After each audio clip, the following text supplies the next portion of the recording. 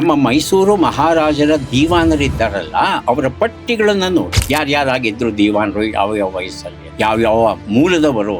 ಕನ್ನಡದವರು ನಿಮ್ಗೆ ಸಿಗಲ್ಲ, ಎಲ್ಲ ತಮಿಳ್ನವರಾಗಿರ್ತಾರೆ, ಇಲ್ಲ ತೆಲುಗುವವರಾಗಿರ್ತಾರೆ. ಹಾಗಾಗಿ ಮೂಲ ಕನ್ನಡಿಗರು ಎಲ್ಲಿ ಅಂತ ಹುಡುಕ್ಬೇಕು ನಾವು. ಬೆಂಗಳೂರಲ್ಲಿ ಕನ್ನಡವನ್ನ ಅರ್ಥ ಮಾಡ್ಕೊಳ್ಳೋ ಜನ ಎಷ್ಟಪ್ಪ ಇದ್ದಾರೆ ಅಂದರೆ 27%. ಇಡೀ ಕರ್ನಾಟಕದಲ್ಲಿ ಕನ್ನಡಿಗರ ಸಂಖ್ಯೆ ಎಷ್ಟಪ್ಪ ಅಂದರೆ 64%. ಮೂಲ ಕನ್ನಡಿಗರು ಎಲ್ಲೋದ್ರು? ಪ್ರಶ್ನೆ ಕೇಳ್ಬೋದಷ್ಟೇ ನಾವು.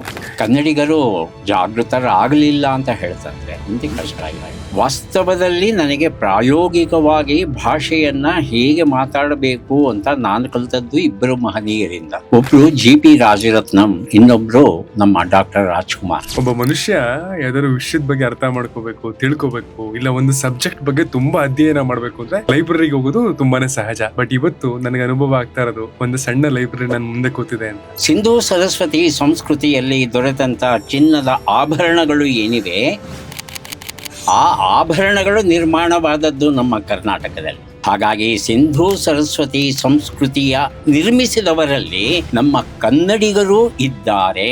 ಈ ಜ್ಞಾನದ ಹಸುವಿಗೆ ಯಾರಿಂದ ಪ್ರಭಾವಿತರಾಗಿದ್ರಿ? ಅಮ್ಮ ಮೊದಲಿಗೆ ಕನ್ನಡ ಸಾಹಿತ್ಯಕ್ಕೆ ಪ್ರವೇಶ ದೊರೆಯಿತು, ಮತ್ತೆ ಹಿಂದಿರುಗಿ ನೋಡಿಲ್ಲ.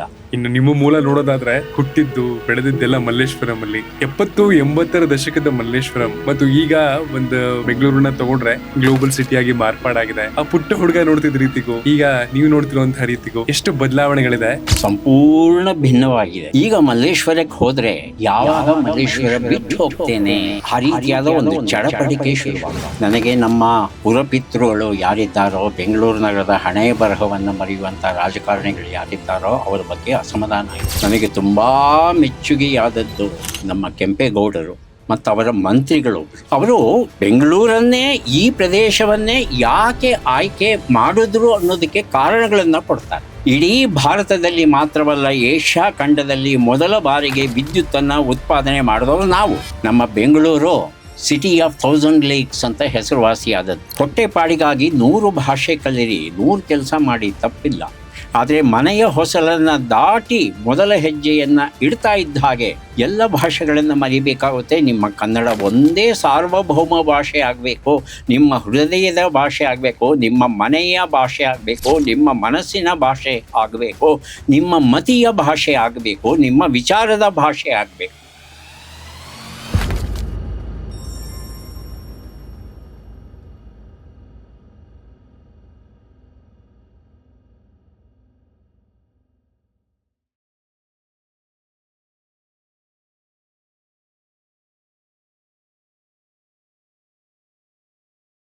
ಹೆಲೋ, ನಮಸ್ಕಾರ.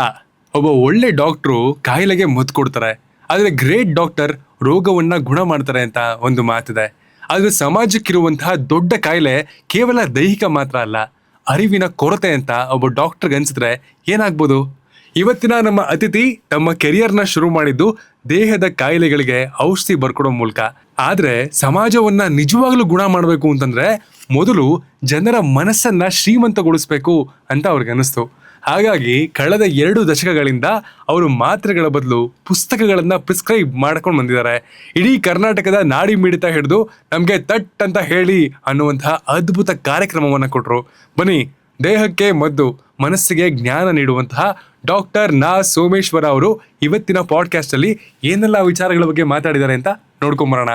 ಇದು ಖಡಕ್ ಟಾಕ್ಸ್, ಬರೀ ಕತೆ ಅಲ್ಲ, ಹೊಸ ಅಧ್ಯಾಯ. ಸರ್ ನಮಸ್ಕಾರ.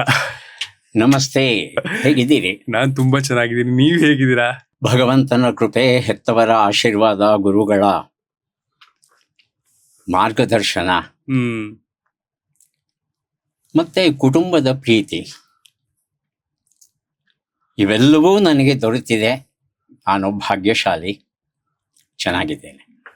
ಖಡಕ್ ಟಾಕ್ಸ್ಗೆ ನಿಮ್ಗೆ ಸುಸ್ವಾಗತ. ಧನ್ಯವಾದಗಳು. ಯಾವಾಗ್ಲೂ ಹಸನ್ಮುಖಿಯಾಗಿ ಇರ್ತಿರಲ್ಲ, ಈ ನಗುವಿನ ಹಿಂದೆ ಇರುವಂತಹ ಸೀಕ್ರೆಟ್ ಏನು? ಗುಟ್ಟು ಏನಿಲ್ಲ. ಏನಿರುತ್ತೆ ಗುಟ್ಟು? ಒಂದು,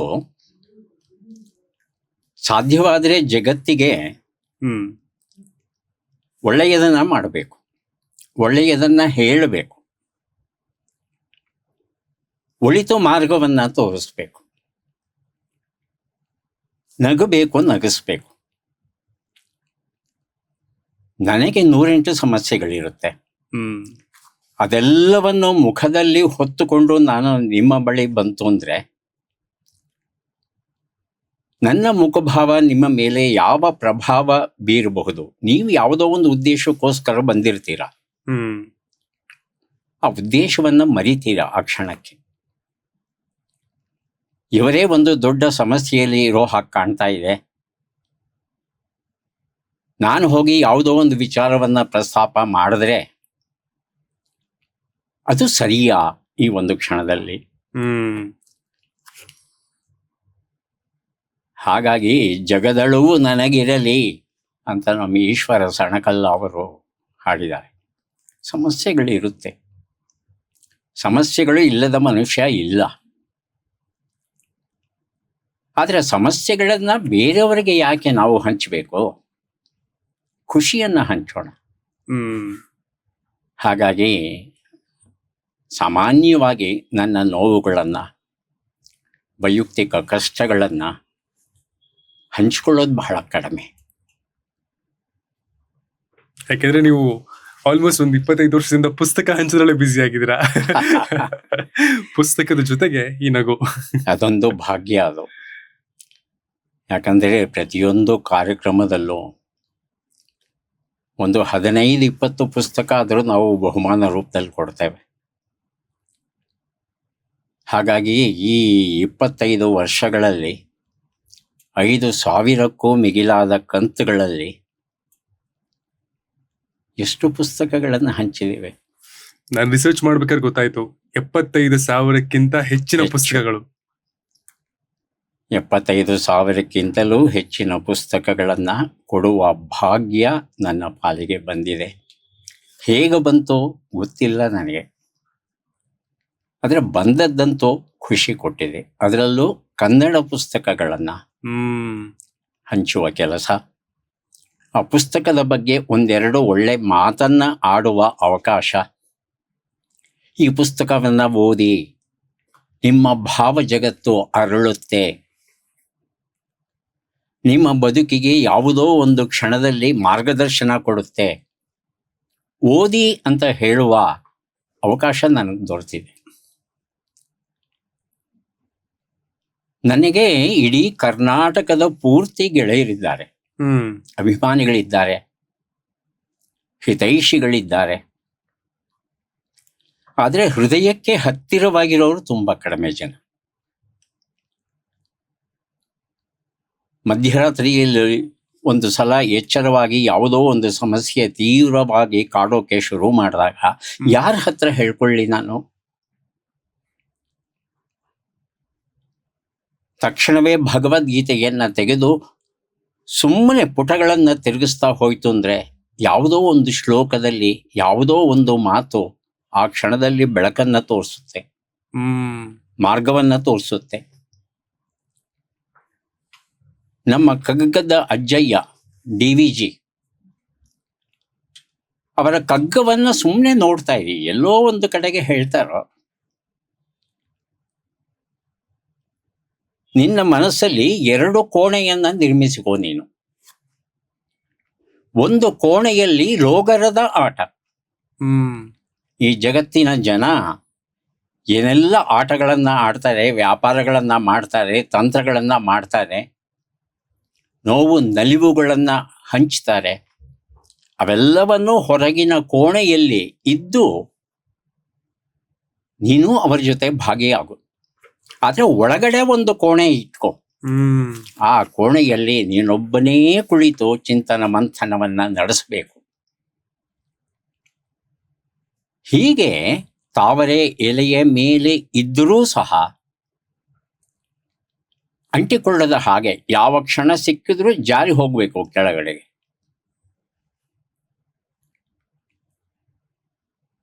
ಹಾಗೆ ಪುಸ್ತಕಗಳು ಎಷ್ಟು ಆಪ್ತವಾಗುತ್ತೆ ನಮಗೆ ಹೇಳಲಿಕ್ಕೆ ಸಾಧ್ಯ ಇಲ್ಲ. ಸತ್ಯ ಏನು ಅಂದರೆ, ನಿಜಕ್ಕೂ ನಮಗೆ ಆಪ್ತವಾಗಿರೋದು ಯಾರು ಅಂತ ಹೇಳ್ತಂದ್ರೆ ನಮ್ಮ ಅಜ್ಜ ಅಜ್ಜಿ. ಅಪ್ಪ ಅಮ್ಮಂದರು ಅನೇಕ ಸಂದರ್ಭದಲ್ಲಿ ಬರಲ್ಲ ಅಷ್ಟು ಸನಿಹಕ್ಕೆ. ಯಾಕಂದರೆ ಅವರಿಗೆ ಸಂಸಾರ ತಾಪತ್ರಯ ಇರುತ್ತೆ, ದುಡಿಬೇಕು, ಮಕ್ಕಳನ್ನ ಚೆನ್ನಾಗಿ ಬೆಳೆಸಬೇಕು, ಒಂದು ತುಡಿತ ಇರೋ ಕಾರಣ ಅವರು ಸದಾಕಾಲ ದುಡಿಯುವ ಕಡೆ ಯೋಚನೆ ಮಾಡ್ತಾರೆ ಹೊರತು ನಮ್ಮ ಭಾವಜಗತ್ತನ್ನು ಪ್ರವೇಶ ಮಾಡೋದು ಸ್ವಲ್ಪ ಅಪರೂಪ. ಇಲ್ಲವೇ ಇಲ್ಲ ಅಂತ ಹೇಳಲ್ಲ, ಅಪರೂಪ. ಆದರೆ ಅಜ್ಜ ಅಜ್ಜಿ ದುಡಿಯುವ ಒತ್ತಡದಿಂದ ಏನು ಮುಕ್ತರಾಗಿರ್ತಾರೆ. ಅವ್ರ ಕೆಲಸ ಏನಪ್ಪಾ ಅಂದ್ರೆ ಮನೆಯಲ್ಲಿ ಇರ್ತಕ್ಕಂಥ ಪ್ರತಿಯೊಬ್ಬ ವ್ಯಕ್ತಿಯನ್ನ ಅತ್ಯಂತ ಸೂಕ್ಷ್ಮವಾಗಿ ಅವಲೋಕಿಸ್ತಾ ಇರ್ತಾರೆ. ಯಾರಾದರೂ ಒಬ್ಬರು ಸ್ವಲ್ಪ ಬೇಸರ ಮಾಡ್ಕೊಂಡಿದ್ರೆ ಅವನನ್ನ ಕರೆದು ಪಕ್ಕದಲ್ಲಿ ಕೂರಿಸ್ಕೊಂಡು ತಲೆ ಸವರಿ ಮಾತುಕತೆ ಆಡ್ತಾ ನಗಿಸ್ತಾ ಪ್ರೀತಿಯಿಂದ ತಿಂಡಿಯನ್ನ ತಿನ್ನಿಸ್ತಾ ನಾನಾಗಿಯೇ ಹೇಳಬೇಕು ನನ್ನ ಕಷ್ಟವನ್ನ, ಅಂತಹ ಒಂದು ಸನ್ನಿವೇಶವನ್ನ ನಿರ್ಮಿಸ್ತಾರೆ. ಆತ್ಮೀಯ ಪರಿಸರವನ್ನ ನಿರ್ಮಿಸಿದಾಗ ಹೇಳ್ಕೋಬೇಕು ಅಂತ ಅನ್ಸುತ್ತೆ ನನಗೆ. ಅಜ್ಜ ಅಜ್ಜಿ ಅದ್ಭುತವಾದ ವ್ಯಕ್ತಿಗಳು. ಯಾರಿಗೆ ಅಜ್ಜ ಅಜ್ಜಿ ಇದ್ದಾರೋ, ಅದರಲ್ಲೂ ತಾಯಿ ಕಡೆ ತಂದೆ ಕಡೆ ಎರಡೂ ಕಡೆ ಅಜ್ಜ ಅಜ್ಜಿಯರಿದ್ದಾರೋ ಅವರು ಭಾಗ್ಯವಂತರವರು. ನಿಜ. ನಿಮಗೂ ಬಾಲ್ಯದಲ್ಲಿ ಅನುಭವ ಇತ್ತಾ? ಬಾಲ್ಯದಲ್ಲಿ ನನಗೆ ತಂದೆಯ ಕಡೆ ಸಿಗಲಿಲ್ಲ.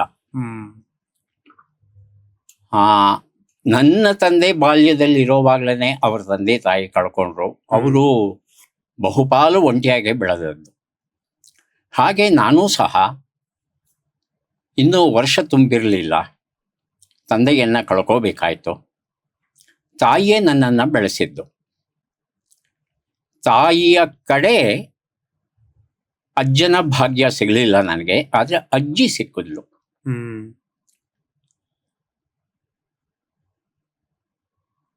ಇಡೀ ಜೀವಮಾನದ ಅನುಭವ ಇರುತ್ತೆ ಅವರಲ್ಲಿ. ಹೇಗೆ ಆ ನವಿರಾದ ತಂತುವನ್ನ ಮೀಟಬೇಕು ಅನ್ನೋದು ನಿಮಗೆ ಗೊತ್ತಿರಬೇಕು.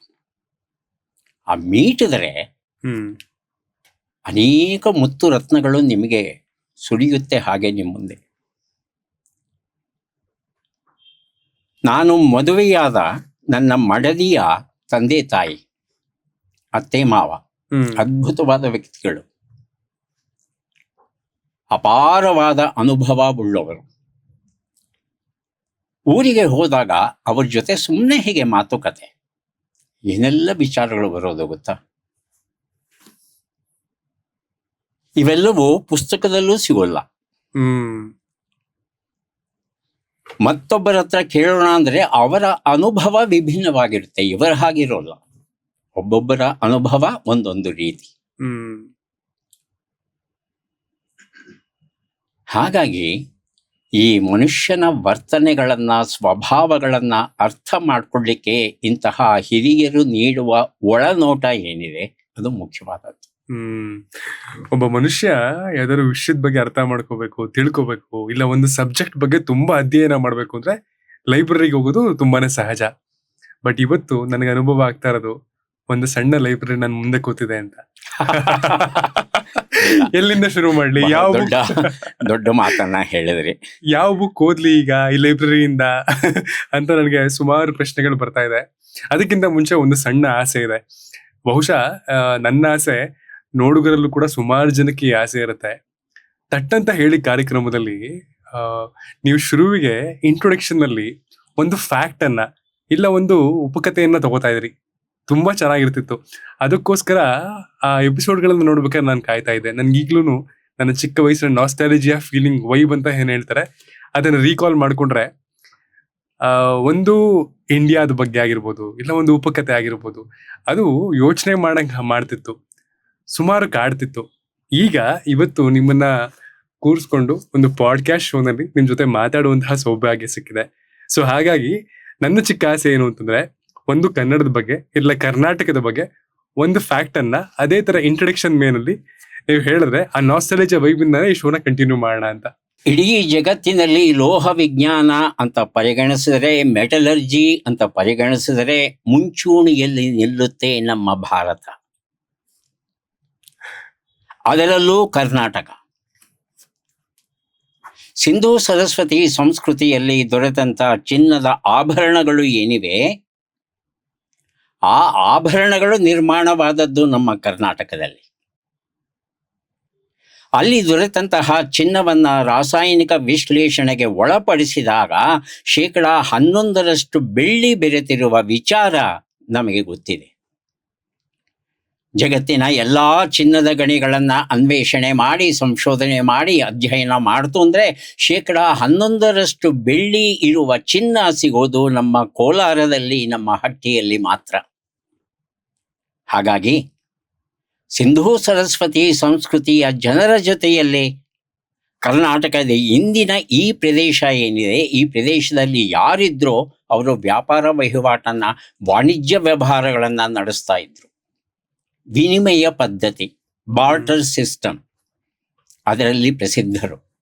ಹಾಗಾಗಿ ಸಿಂಧೂ ಸರಸ್ವತಿ ಸಂಸ್ಕೃತಿಯನ್ನು ನಿರ್ಮಿಸಿದವರಲ್ಲಿ ನಮ್ಮ ಕನ್ನಡಿಗರೂ ಇದ್ದಾರೆ. ಇದು ಖುಷಿ ಪಡುವಂಥ ವಿಚಾರ. ಫಾದರ್ ಹೆರಾಸ್ ಅಂತ ಒಬ್ಬರಿದ್ದಾರೆ.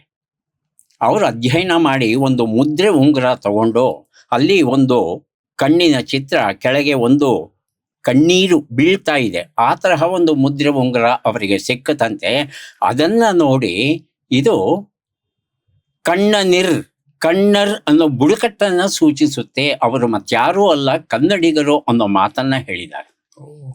ಶಂಭಾ ಜೋಶಿ ಮುಂತಾದ ನಮ್ಮ ತಜ್ಞರು ಯಾರಿದ್ದಾರೆ ಅವರು ಸಹ ಅದನ್ನ ಇರಬಹುದು ಅಂತ ಒಪ್ಕೊಂಡಿದ್ದಾರೆ. ಲೋಹ ವಿಜ್ಞಾನ ಅಂತ ಕೂಡಲೇ ನಮಗೆ ಗುಪ್ತರ ಕಾಲದ ತುಕ್ಕು ಹಿಡಿಯದ ಕಬ್ಬಿಣದ ಕಂಬ ಏನು ಕುತುಬ್ ಮಿನಾರ್ ಪಕ್ಕದಲ್ಲಿದೆ ಅದು ನೆನಪಿಗೆ ಬರುತ್ತೆ. ತುಕ್ಕು ಹಿಡಿಯದ ಕಬ್ಬಿಣದ ಕಂಬ ಹೆಚ್ಚು ಕಡಿಮೆ ಕ್ರಿಸ್ತ ಶಕ 4ನೇ ಶತಮಾನದಲ್ಲಿ ನಿರ್ಮಾಣವಾದದ್ದು.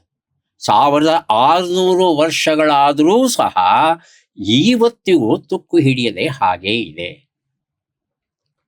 ಭಾರತೀಯ ವಿಜ್ಞಾನಿಗಳು ಮಾತ್ರ ಅಲ್ಲ, ಜಗತ್ತಿನ ಹಲವು ದೇಶದ ವಿಜ್ಞಾನಿಗಳು ಬಂದು ಆ ಲೋಹದ ಕಂಬದಿಂದ ಒಂದಷ್ಟು ಅಂಶವನ್ನು ಹೆರೆದುಕೊಂಡು ಪ್ರಯೋಗಾಲಯಕ್ಕೆ ತಗೊಂಡು ಹೋಗಿ ಅದರ ರಾಸಾಯನಿಕ ಸಂಯೋಜನೆಯನ್ನು ಪತ್ತೆ ಹಚ್ಚಿ ಅದೇ ಸಂಯೋಜನೆಯನ್ನ ಬಳಸಿಕೊಂಡು ಹೊಸದಾಗಿ ಉಕ್ಕನ್ನು ನಿರ್ಮಾಣ ಮಾಡಕ್ಕೆ ಹೋದಾಗ ಆ ಉಕ್ಕು ತುಕ್ಕು ಹಿಡಿತಾ ಇತ್ತು.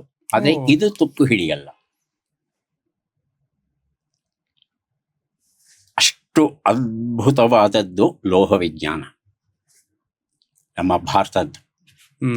ಕರ್ನಾಟಕ ಏನು ಕಡಿಮೆ ಇಲ್ಲ.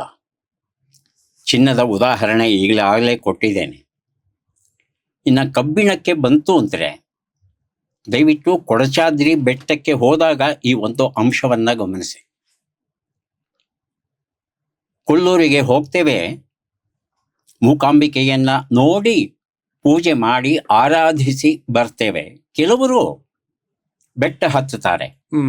ಅರ್ಧ ಬೆಟ್ಟವನ್ನ ಹತ್ತಿದಾಗ ಅಲ್ಲಿ ಮೂಕಾಂಬಿಕೆಯ ಮೂಲ ದೇವಸ್ಥಾನ ಇದೆ. ಆ ಮೂಲ ದೇವಸ್ಥಾನದಿಂದಲೇ ಶಂಕರಾಚಾರ್ಯರು ಮೂಕಾಂಬಿಕೆಯನ್ನ ಕರ್ಕೊಂಡು ಹೋಗೋದು. ಆ ದೇವಸ್ಥಾನದ ಮುಂಭಾಗದಲ್ಲಿ ಒಂದು ಕಂಬ ಇದೆ,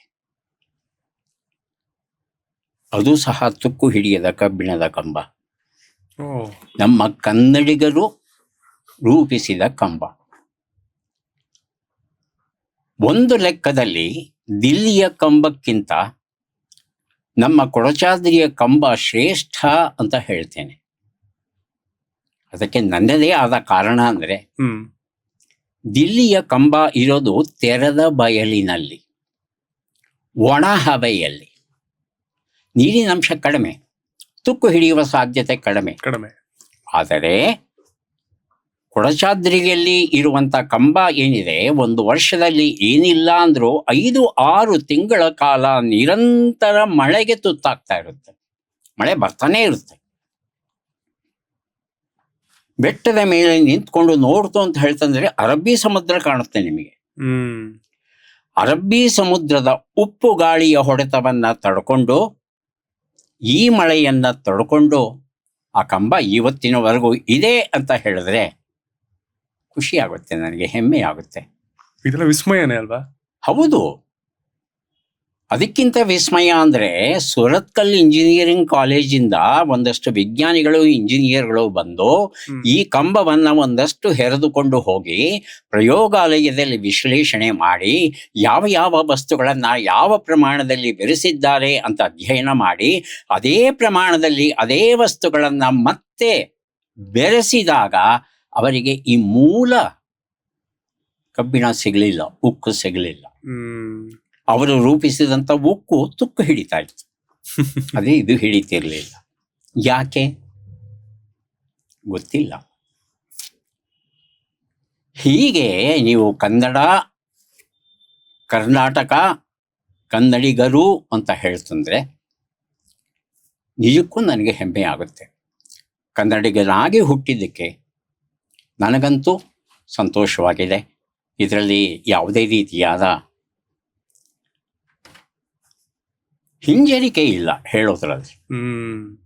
ಇವತ್ತಿನ ಹಾಗೆ ಆಗಿನ ದಿನಗಳಲ್ಲಿ ಇಂಟರ್ನೆಟ್ ಆಕ್ಸೆಸ್ ಇರ್ತಿರ್ಲಿಲ್ಲ, ಎಕ್ಸ್ಪೋಜರ್ ಇರ್ತಿರ್ಲಿಲ್ಲ, ಬೇಕು ಅಂದ ತಕ್ಷಣ ಸುಮಾರು ಬುಕ್ಗಳನ್ನ ಖರೀದಿಸುವಂತಹ ಶಕ್ತಿ ಇರ್ತಿರ್ಲಿಲ್ಲ. ಆದ್ರೂ ಈ ಜ್ಞಾನದ ಹಸಿವು ಹೇಗ್ ಶುರುವಾಯಿತು ಅಂತ ಇಷ್ಟೊಂದನ್ನ ತಲೆಯಲ್ಲಿ ಇಟ್ಕೊಂಡಿದ್ರಲ್ಲ. ಅಂದ್ರೆ ನಿಮ್ಮ ಶೋಗಳನ್ನ ಆಗ್ಲಿ ಅಥವಾ ನೀವು ಮಾತಾಡ್ಬೇಕಾದಾಗ್ಲಿ ನಮ್ಗಿರುವಂತಹ ಮೆಮೊರಿ ಪವರ್ಗಿಂತ ಈ ವ್ಯಕ್ತಿಗೆ ಜಾಸ್ತಿ ಮೆಮೊರಿ ಪವರ್ ಇದೆಯಲ್ಲ ಅಂತ ಅನ್ಸೋಕ್ ಶುರು ಹಾಗೇನಿಲ್ಲ. ಯಾಕಂದ್ರೆ ನಾನು ಕಲಿಕೆ, ಓದು, ನೆನಪು ಇದರ ಬಗ್ಗೆ ಒಂದಷ್ಟು ಅಧ್ಯಯನ ಮಾಡಿ ಒಂದಷ್ಟು ಪುಸ್ತಕ ಬರೆದು ನಾನು ಒಂದಷ್ಟು ವಿದ್ಯಾರ್ಥಿಗಳಿಗೆ ಓದಿದ್ದನ್ನ ನಾವು ಯಾಕೆ ಮರೀತೀವಿ ಅನ್ನೋದ್ರ ಬಗ್ಗೆ ಮಾತುಕತೆ ಆಡ್ತಾ ಇರ್ತೇನೆ. ಹಾಗಾಗಿ ಸ್ಪಷ್ಟವಾಗಿ ಖಚಿತವಾಗಿ ಅನುಮಾನ ಇಲ್ಲದಿರೋ ಹಾಗೆ ಹೇಳ್ತೇನೆ, ನಾನೇನು ವಿಶೇಷವಾದ ವ್ಯಕ್ತಿ ಅಲ್ಲ, ನಿಮ್ಮ ಹಾಗೆ ಒಬ್ಬ ಸಾಮಾನ್ಯ. ಕಲಿಕೆ ನೆನಪಿನ ಹಿಂದೆ ಇರೋದು ಏನಪ್ಪಾ ಅಂತ ಹೇಳ್ತಂದ್ರೆ ಒಂದೇ ಒಂದು ಗುಟ್ಟು, ಇಷ್ಟಪಟ್ಟು ಓದು, ಕಷ್ಟಪಟ್ಟು ಓದಬೇಡ. ಆದ್ರೂ ಏನನ್ಸುತ್ತೆ ಅಂದ್ರೆ ಒಂದ್ ಫೋನ್ ತಗೊಂಡ್ರೆ 256 GB ಮೆಮೊರಿ ಕಾರ್ಡ್ ಅಂತಾರೆ, ಲ್ಯಾಪ್ಟಾಪ್ ತಗೊಂಡ್ರೆ 1 TB ಡೇಟಾಬೇಸ್ ಅಂತಾರೆ. ನಿಮ್ಮನ್ನ ನೋಡಿದಾಗ ನಿಮ್ಮ ಡೇಟಾಬೇಸ್ ಅಲ್ಲಿ ಎಷ್ಟು ವಿಷಯಗಳಿದೆ, ಎಷ್ಟು ವಿಚಾರಗಳಿದೆ, ಎಲ್ಲವನ್ನ ಮಾತಾಡ್ತಾರಲ್ಲ ಇವರು ಅಂತ ಒಂದು ನಿಮಿಷ ರೋಮಾಂಚನವಾಗುತ್ತೆ. ಮನುಷ್ಯನ ಮಿದುಳಿನ ಅಗಾಧತೆ ಗೊತ್ತಾ? ಒಬ್ಬ ಮನುಷ್ಯ ಸಾಮಾನ್ಯ, ನಾನು ಹೇಳ್ತಾ ಇರೋದು ಒಬ್ಬ ಸಾಮಾನ್ಯ ಮನುಷ್ಯನ ಮಿದುಳಲ್ಲಿ ಎಷ್ಟು ವಿಚಾರಗಳು ಸಂಗ್ರಹವಾಗಿ ಇರಲಿಕ್ಕೆ ಸಾಧ್ಯ ಅಂದ್ರೆ ಹೈ ಡೆಫಿನೇಷನ್ ಟೆಲಿವಿಷನ್ ಪ್ರೋಗ್ರಾಮ್ಗಳು ತಗೊಳ್ಳಿ. ಆ ಪ್ರೋಗ್ರಾಮ್ಗಳನ್ನ ನಿರಂತರವಾಗಿ ನೀವು ಹಾಕ್ತಾ ಹೋಗಿ. 300 ವರ್ಷಗಳಲ್ಲಿ ಎಷ್ಟು ಕಾರ್ಯಕ್ರಮಗಳನ್ನ ನೋಡ್ಲಿಕ್ಕೆ ಸಾಧ್ಯ, ಅಷ್ಟು ಕಾರ್ಯಕ್ರಮಗಳನ್ನ ಸಂಗ್ರಹಿಸಿದರೆ ನಿಮ್ಮ ಹಾರ್ಡ್ ಡಿಸ್ಕ್ ಅಲ್ಲಿ ಎಷ್ಟು ಸ್ಥಳ ತಗೊಳುತ್ತೆ, ಅಷ್ಟು ಸ್ಥಳ ಇದೊಂದೇ ಮಿದುಳಲ್ಲಿ ಇರುತ್ತೆ. 300 ವರ್ಷಗಳು ನಾನು ಹೇಳ್ತಾ ಇರೋದು. ನಿರಂತರವಾಗಿ ಹಗಲೂ ರಾತ್ರಿ ನೀವು ಈ ಹೈ ಡೆಫಿನೇಷನ್ TV ಅಲ್ಲಿರ್ತಕ್ಕಂಥ ಕಾರ್ಯಕ್ರಮಗಳನ್ನ ತೋರಿಸ್ತಾ ಹೋಯ್ತು ಅಂದ್ರೆ 300 ವರ್ಷಗಳಲ್ಲಿ ತೋರಿಸಿದ ಅಷ್ಟೋ ಮಾಹಿತಿಯನ್ನ ಈ ಒಂದು ಮಿದುಳು ನೆನ್ಪಿಟ್ಕೊಳ್ಳುತ್ತೆ. ಗುಟ್ಟಿಷ್ಟೇ, ಇಷ್ಟಪಟ್ಟು ಓದಬೇಕು, ಕಷ್ಟಪಟ್ಟು ಓದಬಾರ್ದು. ಕ್ರಿಕೆಟ್ ನೋಡ್ತೀರಾ? ಮಕ್ಕಳನ್ನ ನೋಡಿ, ಬಾಲ್ ಟು ಬಾಲ್ ಪ್ರತಿಯೊಂದು ಚೆಂಡನ್ನ ಹೇಗೆ ಹೊಡೆದ, ಅವನು ಹೇಗೆ ಸಿಕ್ಸರ್ ಹೊಡೆದ, ಎಲ್ಲವನ್ನು ಅಭಿನಯ ಪೂರ್ವಕವಾಗಿ ಹೇಳ್ತಾರೆ. ಮೆಚ್ಚಿನ ನಟನ ಸಂಭಾಷಣೆಗಳನ್ನ ಹೇಗೆ ಒಪ್ಪಿಸ್ತಾರೆ, ಹಾಡುಗಳನ್ನ ಹೇಗೆ ಹೇಳ್ತಾರೆ, ಯಾಕಂದ್ರೆ ಅವ್ರಿಗೆ ಇಷ್ಟ ಅದು. ಹಾಗಾಗಿ ಆ ನಟನ ಪ್ರತಿಯೊಂದು ಹಾವಭಾವ ಅವ್ರಿಗೆ ಗೊತ್ತಿದೆ. ನೀವು ಪಠ್ಯವನ್ನು ಅಷ್ಟೇ ಪ್ರೀತಿಸಿದ್ರೆ ನಿಮಗೂ ಸಹ ಪಠ್ಯದ ಪ್ರತಿಯೊಂದು ವಿವರ ನೆನಪಲ್ಲಿ ಉಳಿಯುತ್ತೆ. ಆದರೆ ದುರಂತ ಅಂತ ಹೇಳ್ತಂದ್ರೆ ವಿದ್ಯಾರ್ಥಿಗಳು ಇಷ್ಟಪಡುವ ಹಾಗೆ ಪಾಠವನ್ನ ಹೇಳುವಂತ ಅಧ್ಯಾಪಕರು ಬೆರಳೆಣಿಕೆಯಲ್ಲಿದ್ದಾರೆ. ಹಾಗಾಗಿ ಮಕ್ಕಳು ಓದು ಅಂತ ಹೇಳ್ತಂದ್ರೆ ಸ್ವಲ್ಪ ಬೇಸರ ಪಡ್ತಾರೆ, ಇಷ್ಟಪಡೋದಿಲ್ಲ. ಅದರಲ್ಲೂ ಗಣಿತ, ವಿಜ್ಞಾನ, ಇಂಗ್ಲಿಷ್ ಅಂತ ಬಂತು ಅಂದ್ರೆ ಇದು ನಮಗಲ್ಲ ಅನ್ನೋ ತೀರ್ಮಾನಕ್ಕೆ ಬಂದ್ಬಿಟ್ಟಿರ್ತಾರೆ. ಹಾಗಾಗಿ ಮಿದುಳಿಗೆ ಅಪಾರ ಸಾಮರ್ಥ್ಯ ಇದೆ, ಕಲಿಯುವ ಶಕ್ತಿ ಇದೆ. ಆದರೆ ಕಲಿಯುವ ಮನಸ್ಸು ಅನ್ನೋದಿದೆಯಲ್ಲ, ಅದು ಬೇಕು. ನೀವು ಮನಸ್ಸು ಮಾಡಿದ್ ಯಾಕೆ? ಈ ಜ್ಞಾನದ ಹಸುವಿಗೆ ಯಾರಿಂದ ಪ್ರಭಾವಿತರಾಗಿದ್ರಿ? ಅಮ್ಮ ಮೊದಲಿಗೆ. ಯಾಕಂದ್ರೆ ನನ್ನ ಬದುಕಲ್ಲಿ ಬಹುದೊಡ್ಡ ಪ್ರಭಾವ ಬೀರಿದವರವರೇ. ಓದಬೇಕು, ತಿಳ್ಕೋಬೇಕು. ನೀನು ತಿಳ್ಕೊಂಡಂಥ ಅರಿವು ಯಾವಾಗ ಯಾವ ರೂಪದಲ್ಲಿ ಹೇಗೆ ನೆರವಾಗುತ್ತೆ ಅಂತ ಹೇಳಲಿಕ್ಕೆ ಸಾಧ್ಯ ಇಲ್ಲ. ಒಂದು ಪೊರಕೆ ಕಡ್ಡಿಯನ್ನು ನೀನು ನಿರ್ಲಕ್ಷ್ಯ ಮಾಡೋ ಹಾಗಿಲ್ಲ. ಅದು ಸಹ ಎಲ್ಲೋ ಒಂದು ಕಡೆ ನಿನಗೂ ಸಹಾಯ ಮಾಡುತ್ತೆ. ಹಾಗಾಗಿ ಕಣ್ಣು, ಕಿವಿ, ಮನಸ್ಸು ಸದಾಕಾಲ ತೆರೆದಿಟ್ಟುಕೋ. ಎಲ್ಲೇ ಹೋದ್ರೂ, ಯಾರ ಜೊತೆ ಮಾತಾಡ್ತಾನೆ ಇದ್ರೂ ತುಂಬ ವಿಚಾರಗಳು ಗೊತ್ತಾಗುತ್ತೆ. ನಾನು ಸೂಕ್ಷ್ಮವಾಗಿ ಗಮನಿಸ್ತಾ ಇದ್ರೆ ನೀವೇನು ಮಾತಾಡ್ತಾ ಇದ್ದೀರಿ ಅದು ಸಹಜವಾಗಿ ಮಾತಾಡ್ತಾ ಇದ್ದೀರಾ ಅಥವಾ ಕಾರ್ಯಕ್ರಮಕ್ಕಾಗಿ ಮಾತಾಡ್ತಾ ಇದ್ದೀರಾ, ಯಾಂತ್ರಿಕವಾಗಿ ಮಾತಾಡ್ತಾ ಇದ್ದೀರಾ ಗೊತ್ತಾಗುತ್ತೆ. ನಮ್ಮಲ್ಲಿ ಕಾಕು ಅಂತ ಒಂದು ಶಬ್ದ ಪ್ರಯೋಗಿಸ್ತಾರೆ. ನಿಮ್ಮ ಮಾತಿನ ಹಿಂದೆ ಇರುವ ಭಾವವನ್ನ ತೋರಿಸುವಂತ ಶಬ್ದ ಅದು ಕಾಕು. ಬನ್ನಿ ಬನ್ನಿ ಬನ್ನಿ, ನೀವು ಬಂದದ್ದು ಬಹಳ ಸಂತೋಷ ಆಯಿತು ಅಂತ ಹೇಳಿದಾಗ ನಿಜವಾದ ಸಂತೋಷ ಆ ವಾಕ್ಯದ ಹಿಂದೆ ಇದೆಯಾ ಅಥವಾ ಕಾಟಾಚಾರಕ್ಕೆ ಹೇಳ್ತಾ ಇದ್ದಾರೆ? ಇದು ಗಂಡ ಮಕ್ಕಳಿಗಿಂತ ಹೆಣ್ಣು ಮಕ್ಕಳಿಗೆ ಬಹಳ ಬೇಗ ಅರ್ಥವಾಗುತ್ತೆ.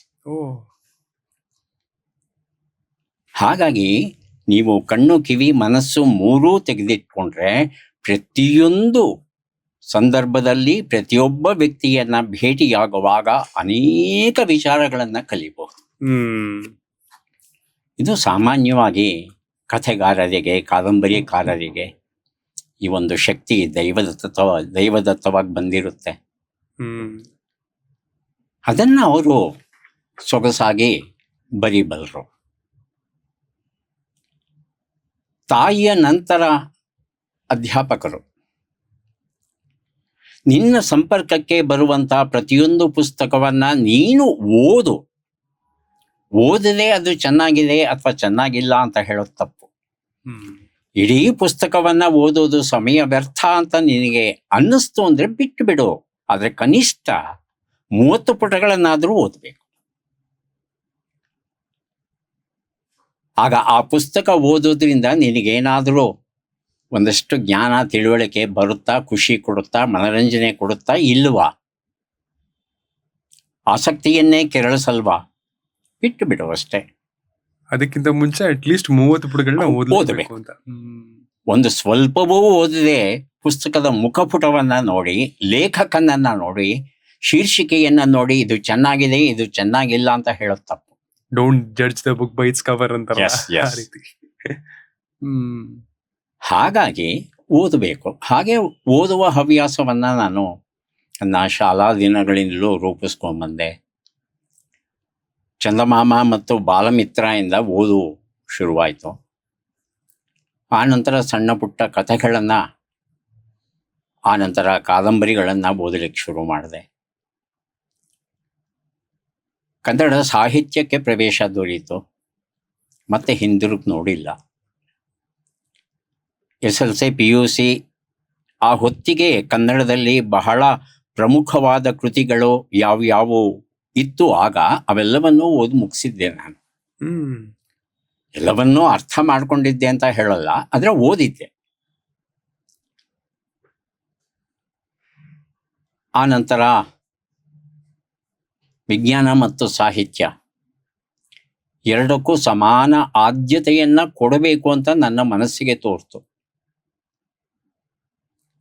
ಯಾಕಂದ್ರೆ ವಿಜ್ಞಾನದ ಲೋಕ ಇದೆಯಲ್ಲ, ಅದ್ಭುತವಾದ ಲೋಕ. ಸಾಹಿತ್ಯ ಒಂದು ಲೋಕ ಆದರೆ ವಿಜ್ಞಾನವೇ ಮತ್ತೊಂದು ಲೋಕ. ವಾಸ್ತವದಲ್ಲಿ ಎರಡು ವಿಭಿನ್ನವಾದ ಲೋಕ ಅಂತ ಏನಿಲ್ಲ. ಜ್ಞಾನ ಅಂತ ಬಂದಾಗ ಎರಡು ಒಂದೇ ನಾಣ್ಯದ ಎರಡು ಮುಖ. ಆದರೆ ನಮ್ಮ ದುರಂತ ಏನು ಅಂದ್ರೆ, ನಮ್ಮ ಶಿಕ್ಷಣ ವ್ಯವಸ್ಥೆಯಲ್ಲಿ ವಿಜ್ಞಾನವೇ ಬೇರೆ, ಸಾಹಿತ್ಯವೇ ಬೇರೆ ಅಂತ ಮಾಡಿಬಿಟ್ಟಿದ್ದಾರೆ. ವಿಜ್ಞಾನಕ್ಕೆ ಹೋಯ್ತು ಅಂದ್ರೆ ಫಿಸಿಕ್ಸೇ ಬೇರೆ, ಕೆಮಿಸ್ಟ್ರಿ ಬೇರೆ, ಬಯಾಲಜಿ ಬೇರೆ, ಹೀಗೆಲ್ಲ ಮಾಡಿಬಿಟ್ಟಿದ್ದಾರೆ. ಇದು ಕೂದಲು ಸೀಳುವ ಕೆಲಸ. ಹ್ಮ್ ವಾಸ್ತವದಲ್ಲಿ ಜ್ಞಾನ ಅನ್ನೋದು ಒಂದೇ. ಎಲ್ಲ ಜ್ಞಾನ ಶಾಖೆಗಳು ಪರಸ್ಪರ ಸಂಬಂಧಿತವಾಗಿರುತ್ತವೆ ಅನ್ನೋದನ್ನು ಹೇಳ್ಕೊಡಲ್ಲ ಯಾರೂ. ಮತ್ತೆ ಪ್ರತಿಯೊಂದಕ್ಕೂ ಮೂಲ ಗಣಿತ.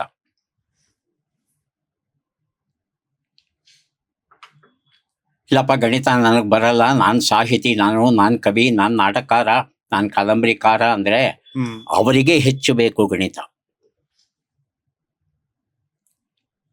ಛಂದೋಬದ್ಧವಾಗಿ ಒಂದು ಪದ್ಯವನ್ನ ಬರೀಬೇಕು ಅಂತ ಹೇಳ್ತಂದ್ರೆ ನಿಮಗೆ ಆ ಮಾತ್ರೆಗಳ ಲೆಕ್ಕಾಚಾರ ಗೊತ್ತಿರಬೇಕು ನಿಮಗೆ.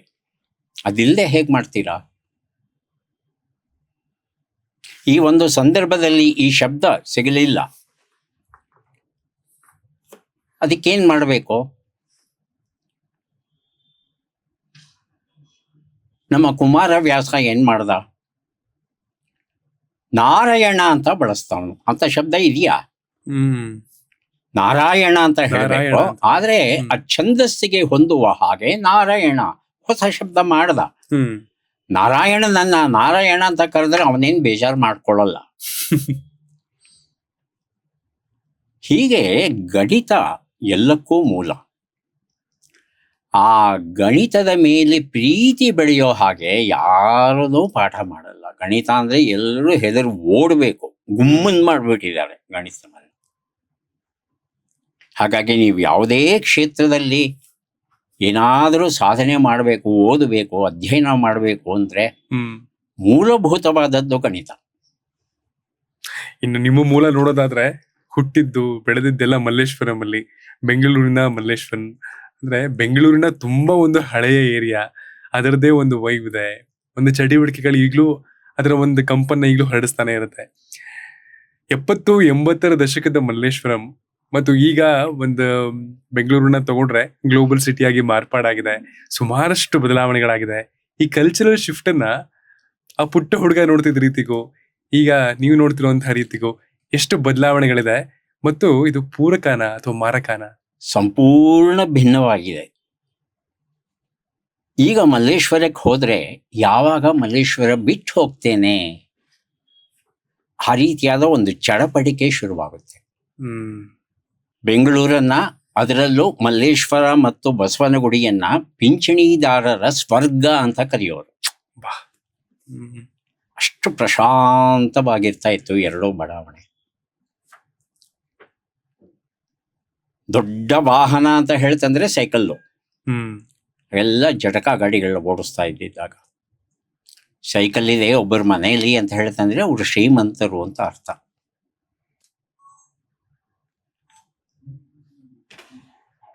ತೆಂಗಿನ ಮರದ ರಸ್ತೆ, ಸಂಪಿಗೆ ಮರದ ರಸ್ತೆ, ಮತ್ತೆ ಬೇವಿನ ಮರದ ರಸ್ತೆ, ಹೆಸರಿಗೆ ತಕ್ಕ ಹಾಗೆ ಈ ಮರಗಳನ್ನ ಎರಡೂ ಕಡೆ ಬೆಳೆಸಿರುವಾಗ ಅಲ್ಲಿನ ಪರಿಸರ ಎಷ್ಟು ಪ್ರಶಾಂತವಾಗಿ ಇರ್ತಾ ಇತ್ತು ಅಂದ್ರೆ ಖುಷಿ ಆಗುತ್ತದೆ. ಎರಡು ಕೆರೆಗಳು, ದೊಡ್ಡ ಕೆರೆ, ಚಿಕ್ಕ ಕೆರೆ ಅಂತ. ದೊಡ್ಡ ಕೆರೆನ ಸ್ಯಾಂಕಿ ಟ್ಯಾಂಕ್ ಅಂತ ಕರಿತೇವೆ. ಚಿಕ್ಕ ಕೆರೆ ಅನ್ನೋದು ಈಗ ಧೋಬಿ ಘಾಟ್ ಆಗಿದೆ. ಅದು ಬೆಂಗಳೂರಲ್ಲಿ ಈಜು ಕಲಿಯೋದಕ್ಕೆ ಅನುಕೂಲತೆ ಇರಲಿಲ್ಲ ನಿಮ್ಗೆ, ಸತ್ಯ ಹೇಳಬೇಕು ಅಂದ್ರೆ. ಈಜು ಕಲಿಯೋದಕ್ಕೆ ಅನುಕೂಲತೆ ಆರಂಭವಾಗಿದ್ದು ಮೊದಲ ಬಾರಿಗೆ ಮಲ್ಲೇಶ್ವರದಲ್ಲಿ. ಈಜು ಕೊಳದ ಬಡಾವಣೆ, ಸ್ವಿಮ್ಮಿಂಗ್ ಪೂಲ್ ಎಕ್ಸ್ಟೆನ್ಷನ್ ಅಂತ ಒಂದು ಬಡಾವಣೆ ಇದೆ. ಅಲ್ಲಿ ಈಜು ಕಲಿಯಕ್ಕೆ ಬರ್ತಾ ಇದ್ರು. ದಕ್ಷಿಣದಲ್ಲಿ ಶ್ರೀನಗರದ ಹತ್ರ ಒಂದು ನಮ್ಮ ಕೆಂಪಾಂಬುದಿ ಕೆರೆ ಏನಿತ್ತು ಅವಾಗಿತ್ತು, ಅಲ್ಲಿ ಈಜು ಕಲಿಯೋರು. ಬೇರೆ ಅವಕಾಶ ಇರಲಿಲ್ಲ. ಮತ್ತೆ ಆ ಸ್ಯಾಂಕಿ ಟ್ಯಾಂಕ್ ಸುತ್ತಮುತ್ತಲ ಪ್ರದೇಶ ಏನಿದೆ ಅದು ಪ್ಯಾಲೇಸ್ ಆರ್ಚರ್ಡ್ ಅಂತ ಕರೆಯೋರು. ಆರ್ಚರ್ಡ್ ಅಂತ ಹೇಳ್ತಂದ್ರೆ ಹಣ್ಣಿನ ತೋಟ. ಹಾಗಾಗಿ ಅಲ್ಲೆಲ್ಲ ಬೇಕಾದಷ್ಟು ಹಣ್ಣುಗಳು ಬಿಡ್ತಾ ಇದ್ವು. ಅದರಲ್ಲೂ ವಿಶೇಷವಾಗಿ ಗೇರ್ ಹಣ್ಣು. ಮಾವು ಪ್ರತಿಯೊಂದು ಬೀದಿಯಲ್ಲೂ ಮಾವಿನ ಮರಗಳು ವಿಪುಲವಾಗಿರ್ತಾ ಇತ್ತು. ಹೌದಾ? ರಸ್ತೆಯ ಎರಡೂ ಬದಿಗೆ ನೇರಳೆ ಮರ ಹಾಕ್ತಾ ಇದ್ರು, ಇಲ್ಲ ಮಾವಿನ ಮರ ಹಾಕ್ತಾ ಇದ್ರು. ಬಹುಶಃ ಒಂದು ಮಾವಿನ ಮರನು ನೋಡಕ್ ಸಿಗಲ್ಲ ಅನ್ಸುತ್ತೆ ಈಗ ಸಿಗಲ್ಲ. ಆ ಸ್ಯಾಂಕೆ ಟ್ಯಾಂಕಿನ ರಸ್ತೆ ಮೇಲೆ ಅಂತೂ ಅದೆಷ್ಟು ನೇರಳೆ ಮರ ಇದ್ವು, ಈಗ ಅಪರೂಪ ಆಗೋಗ್ಬಿಟ್ಟಿದೆ. ಮತ್ತು ದೇವಸ್ಥಾನಗಳು, ತುಂಬ ದೇವಸ್ಥಾನಗಳು, ಒಂದೊಂದು ದೇವಸ್ಥಾನಕ್ಕೂ ಒಂದೊಂದು ಕಥೆ, ಅಲ್ಲಿ ನಡೆಯುವ ಕಾರ್ಯಕ್ರಮಗಳು, ಅದು ಭಾವ ಜಗತ್ತನ್ನು ಹಿಗ್ಗಿಸಿದೆ. ಶ್ರೀರಾಮ ಮಂದಿರ ಉಂಟು ಗಣಪತಿ ದೇವಸ್ಥಾನದ ಆವರಣದಲ್ಲಿ. ಆ ರಾಮ ಮಂದಿರದಲ್ಲಿ ಪ್ರತಿದಿನ ಸಂಜೆ ಒಂದಲ್ಲ ಒಂದು ಕಾರ್ಯಕ್ರಮ ಇರ್ತಾ ಇತ್ತು. ಸಂಗೀತ ಕಾರ್ಯಕ್ರಮ ಇರೋದು, ಹರಿಕತೆ ಇರೋದು, ನೃತ್ಯಗಳಿರೋದು, ಅಥವಾ ಮತ್ತೊಂದೇನಾದರೂ ಒಂದು ಕಾರ್ಯಕ್ರಮ.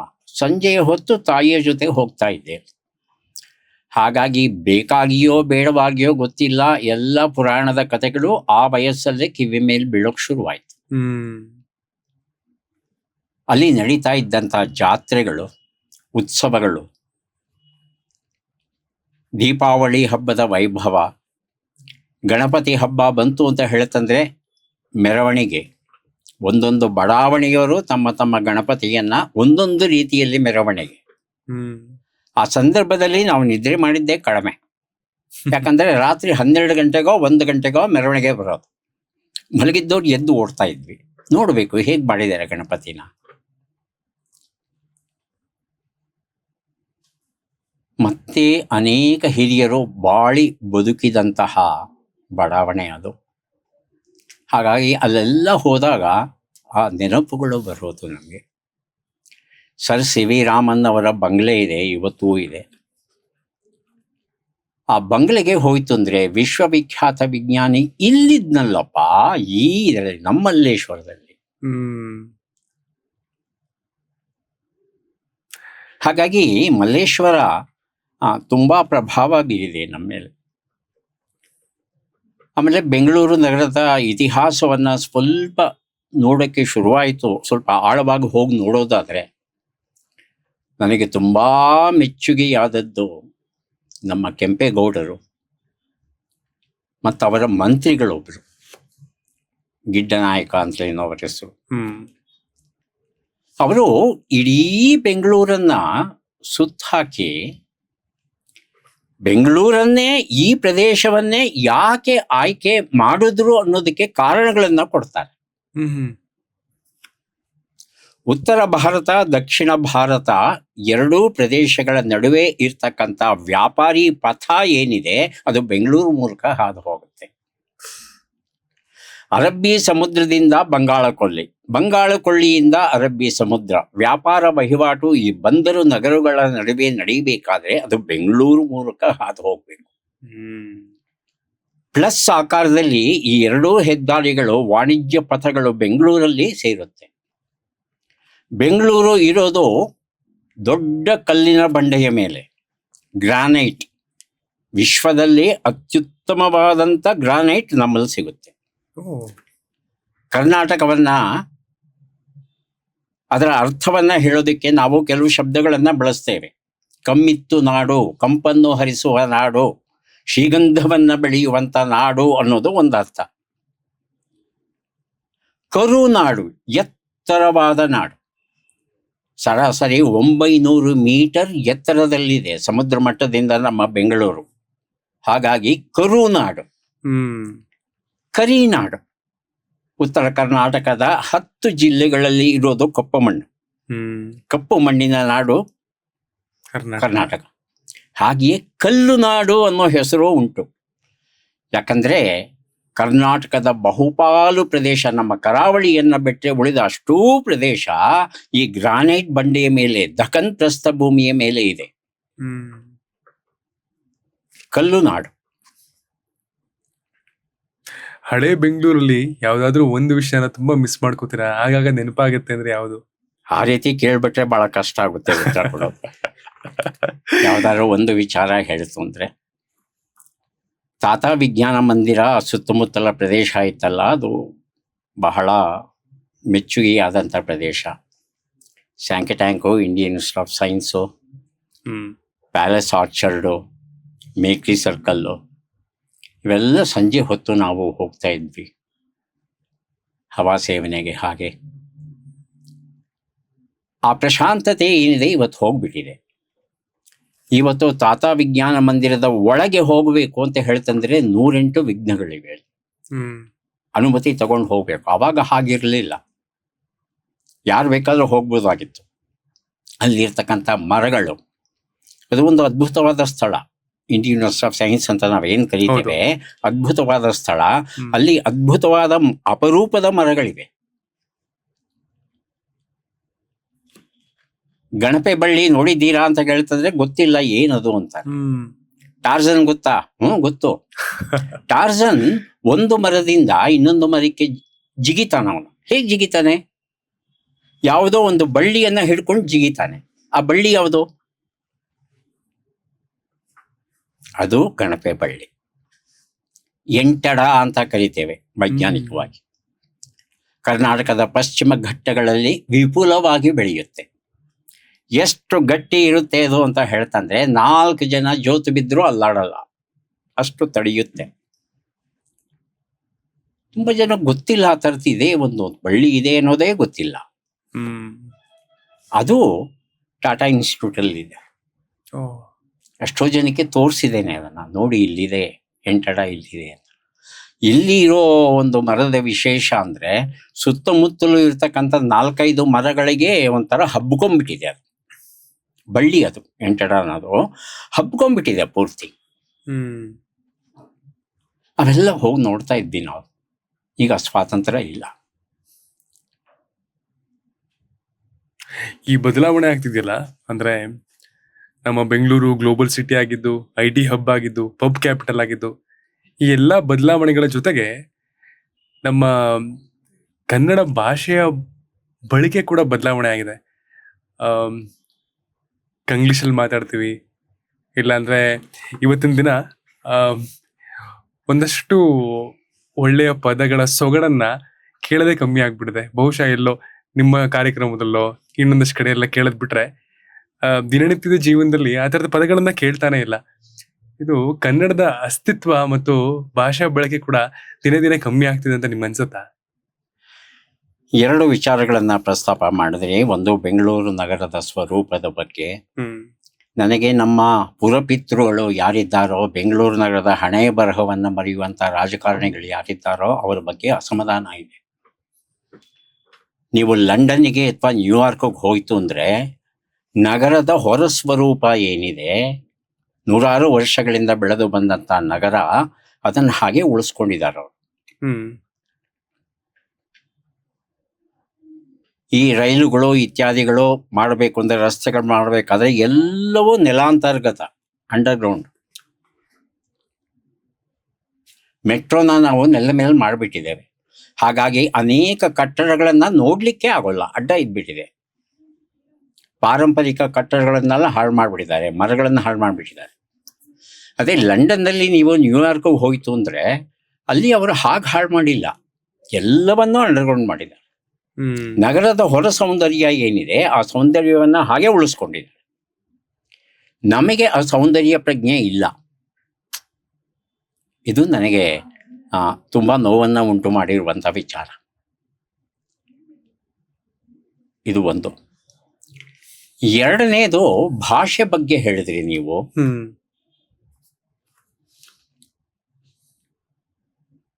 ಇದಕ್ಕೆ ಬಹುಶಃ ನಾವೇ ಕಾರಣ ಅನ್ಸುತ್ತೆ. ಹೌದು, ಕನ್ನಡಿಗರೇ ಕಾರಣ. ಕನ್ನಡಿಗರು ಸ್ವಲ್ಪ ಸೋಮಾರಿಗಳು, ಕಷ್ಟಪಟ್ಟು ಕೆಲಸ ಮಾಡೋಕೆ ಇಷ್ಟಪಡೋಲ್ಲ. ಕನ್ನಂಬಾಡಿ ಅಣೆಕಟ್ಟನ್ನ ಕಟ್ಟಬೇಕಾದ್ರೆ ಕೂಲಿಕಾರರನ್ನ ಮಹಾರಾಷ್ಟ್ರದಿಂದ ಕರೆಸ್ತಾರೆ, ತಮಿಳುನಾಡಿಂದ ಕರೆಸ್ತಾರೆ. ನಮ್ಮಲ್ಲಿ ಯಾರೂ ಹೋಗಿ ಕೆಲಸ ಮಾಡಲ್ಲ. ಅಣೆಕಟ್ಟಲ್ಲಿ ಹೋಗಿ ಕೂಲಿ ಕೆಲಸ ಮಾಡೋದು ಅಂದ್ರೆ ಒಂದು ರೀತಿಯ ಅವಮಾನ. ಅದು ಈ ಮನೋಭಾವ ಉಂಟು ಕನ್ನಡಿಗರಿಗೆ. ಹಾಗಾಗಿ ನೀವು ಅನಾದಿ ಕಾಲದಿಂದ ನೋಡ್ತಾ ಬಂದರೂ ಸಹ ಇವರೆಲ್ಲ ಹೊರಗಡೆಯಿಂದ ಬರೋದು ಕಾಣುತ್ತೆ. ಅದರಲ್ಲೂ 10ನೇ ಶತಮಾನದ ಆಸುಪಾಸಲ್ಲಿ ತಮಿಳರು, ತೆಲುಗರು ಮತ್ತು ಮರಾಠಿ ಜನ ಹೆಚ್ಚು ಕರ್ನಾಟಕದಲ್ಲಿ ಬಂದು ನೆಲೆಸ್ತಾರೆ. ನಾವುಗಳು ನಮ್ಮ ಕೆಲಸಗಳನ್ನ ಮಾಡ್ಕೊಳ್ದೇ ಇರೋ ಕಾರಣದಿಂದಾಗ್ಲೇ ಹೌದು. ಈಗ ನಮ್ಮಲ್ಲಿ ದ್ವೈತ, ಅದ್ವೈತ, ವಿಶಿಷ್ಟಾದ್ವೈತ 3 ಮತಗಳಿವೆ ನಮ್ಮಲ್ಲಿ. ದ್ವೈತ ಮಧ್ವಾಚಾರ್ಯ, ಅದ್ವೈತ ಶಂಕರಾಚಾರ್ಯ, ವಿಶಿಷ್ಟಾದ್ವೈತ ರಾಮಾನುಜಾಚಾರ್ಯ. ಎಲ್ಲೆಲ್ಲೋ ಸ್ಥಾಪನೆ ಮಾಡಿ ಅವೆಲ್ಲ ಬೆಳೆದದ್ದು ಎಲ್ಲಿ ಅಂದರೆ ಕರ್ನಾಟಕದಲ್ಲಿ. ಬೇರೆ ಯಾವುದೇ ರಾಜ್ಯದಲ್ಲಿ ಈ 3 ಮತಗಳು ಹೆಚ್ಚು ಕಡಿಮೆ ಏಕಪ್ರಕಾರವಾಗಿ ಬೆಳೆದು ಬಂದದ್ದು ಇಲ್ಲ. ನಮ್ಮ ಕರ್ನಾಟಕದಲ್ಲೇ ಆದದ್ದು. ರಾಮಾನುಜಾಚಾರ್ಯರ ಜೊತೆಗೆ ಅದೆಷ್ಟು ಜನ ತಮಿಳರು ಬಂದು ನೆಲೆಸ್ತಾರೆ ಗೊತ್ತಾ?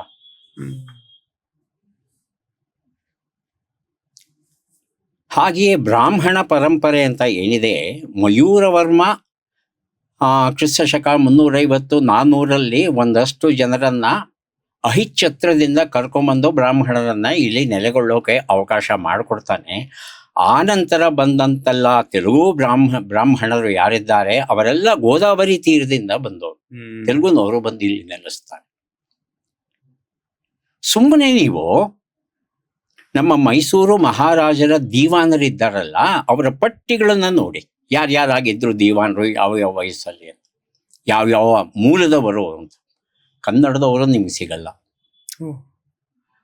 ಎಲ್ಲ ತಮಿಳ್ನವರಾಗಿರ್ತಾರೆ, ಇಲ್ಲ ತೆಲುಗುವರಾಗಿರ್ತಾರೆ. ನಮ್ಮಲ್ಲಿ ಬುದ್ಧಿವಂತರು ಇರಲಿಲ್ವಾ ಅಂತ ಹೇಳ್ತಂದ್ರೆ ಇದ್ರು, ಆದರೆ ಹಸಿವಿಲ್ಲ ನಮಗೆ ಕನ್ನಡಿಗರಿಗೆ.